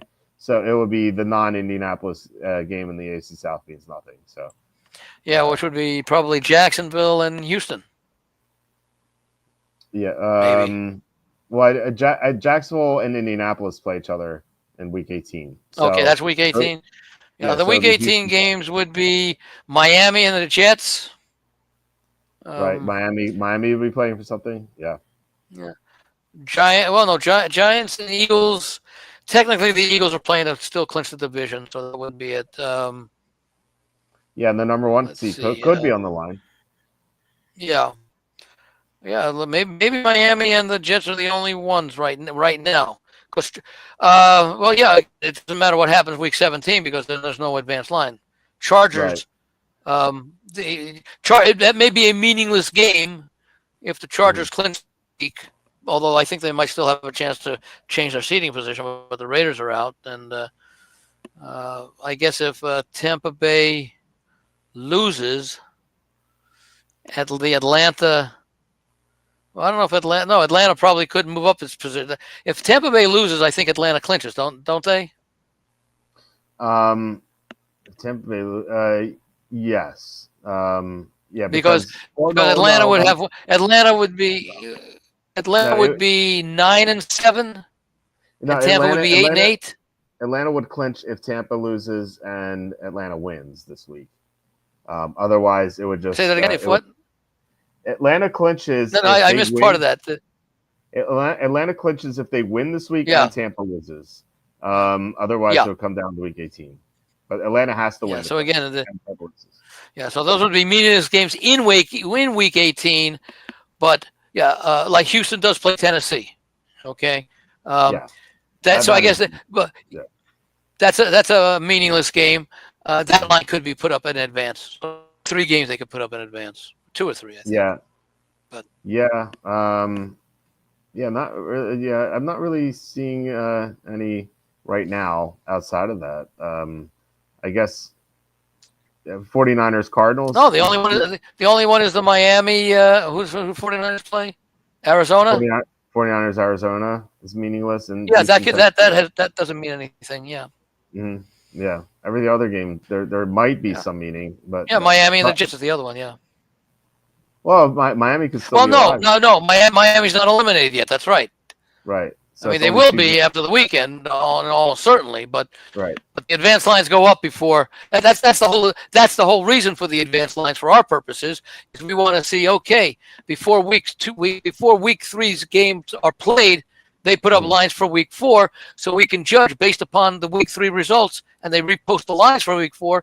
If there's a difference, we now know that this game was adjusted 1.5 points, which would be a large adjustment because this team lost and the other team won by 40 or something that they're playing. Right.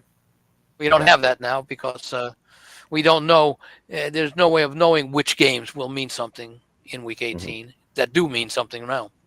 Right. Yeah, exactly. Yeah. So it is frustrating not to have the advanced spreads, but what are you going to do? It's only 1 week, so it's not 17 out of 18 weeks isn't bad. Although you do have the advanced spreads at the start of the season. That's true. But those are 3 months, 4 months still once we get to December. Right. Exactly. But I still look at them because I like to look at those summertime lines because we know what the perceptions were of teams during summer, and now 16 weeks later, we can see what the lines have changed, and then you can make the judgment: have these two teams really changed that much to suggest that big of a line change should be made? Because some people may say, well, Green Bay's pretty much playing the way they are. Minnesota's playing better than expected, yet Green Bay or Minnesota was a 4-point favorite before the season began. Now let's see what that line is. Was that 4-point line justified, or compared to where it is right now? So it does have that kind of value, but yes, the more immediate value is the value going from before week 3 to being able to bet week 4. Yeah, absolutely. After the lines have been put out and the games have been played, and we know what the adjustment has been made. Do we agree or disagree with that adjustment for that matchup? Right. Whatever matchup is. Yeah, it's always fascinating to have that number beforehand. So, all right, Andy, great doing the show with you once again. Everyone, hope you have a great start to your weekend. We'll be back on Saturday. I wish everyone a happy and healthy New Year before we leave. Yeah, Happy New Year to everyone as well. If you guys don't listen to the show, the next time you'll hear me is New Year's Eve. I don't know what everyone's availability is. I'll be on New Year's Eve. we do the show no matter what. So will you be sober? Yeah, my rule is I don't drink during the football season. So I will definitely be sober. If this weren't football season, I might have some drinks. It's not Canadian football season anymore, so you didn't qualify it. So, well, considering the bad beat I had in the CFL, where I lost in overtime on a Rouge. Oh, all right, it's not Australian rules football season yet. Yeah, I had the -1.5. I lost on a Rouge in overtime. The team won by 1. It was just bad beat. That's the only CFL bet I made the entire year, and it was I lost in the -1.5. So that was a feel bad moment. So, it's not going to scare you away for next year. It's like, I don't know. We'll have to see what happens at the time. I had some great inside info. Now I got the news when it was +1. I waited a little too long. It was -1.5. The line actually went to 3.5. So I thought I had a great number, despite not getting the best number, and still cost me. So this goes to show that you have to get the best number. So, all right, guys, have a great night. There are people, who blindly we hear about it all the time that there are a lot of the professionals just play numbers regardless of the teams. Yeah. So if there's a line 3 and they can lay 3.5 and lay 2.5 and take 3.5, they'll do it, and they'll do it even on games. And they may not even know the players on the team or the team nicknames, but they'll play the numbers. If I can get a 3.5 and a 2.5 going each way. Mm-hmm. By the way, that's something we mentioned before. We know that about 15 or 16% of all NFL games are decided by 3 points. Yes. The problem, or the thing to keep in mind, is that a number of those games, maybe 40% of those games, it's the underdog winning by 3 points. So the laying the 3 does not matter in that instance. Yeah, it's absolutely true. Yeah, it's definitely something to keep in mind. But yeah, it's I think it's like 17% that land on 3. But you're right. You have to factor in the other side as well. So that's pretty important. So, all right, guys, have a great night. And we'll talk to you. I'm going to go have some donuts. We actually have some donuts upstairs. I might join you in that. So, yeah, absolutely. All right, guys, have a great night, and I will talk to you on Saturday. All right, bye, Andy.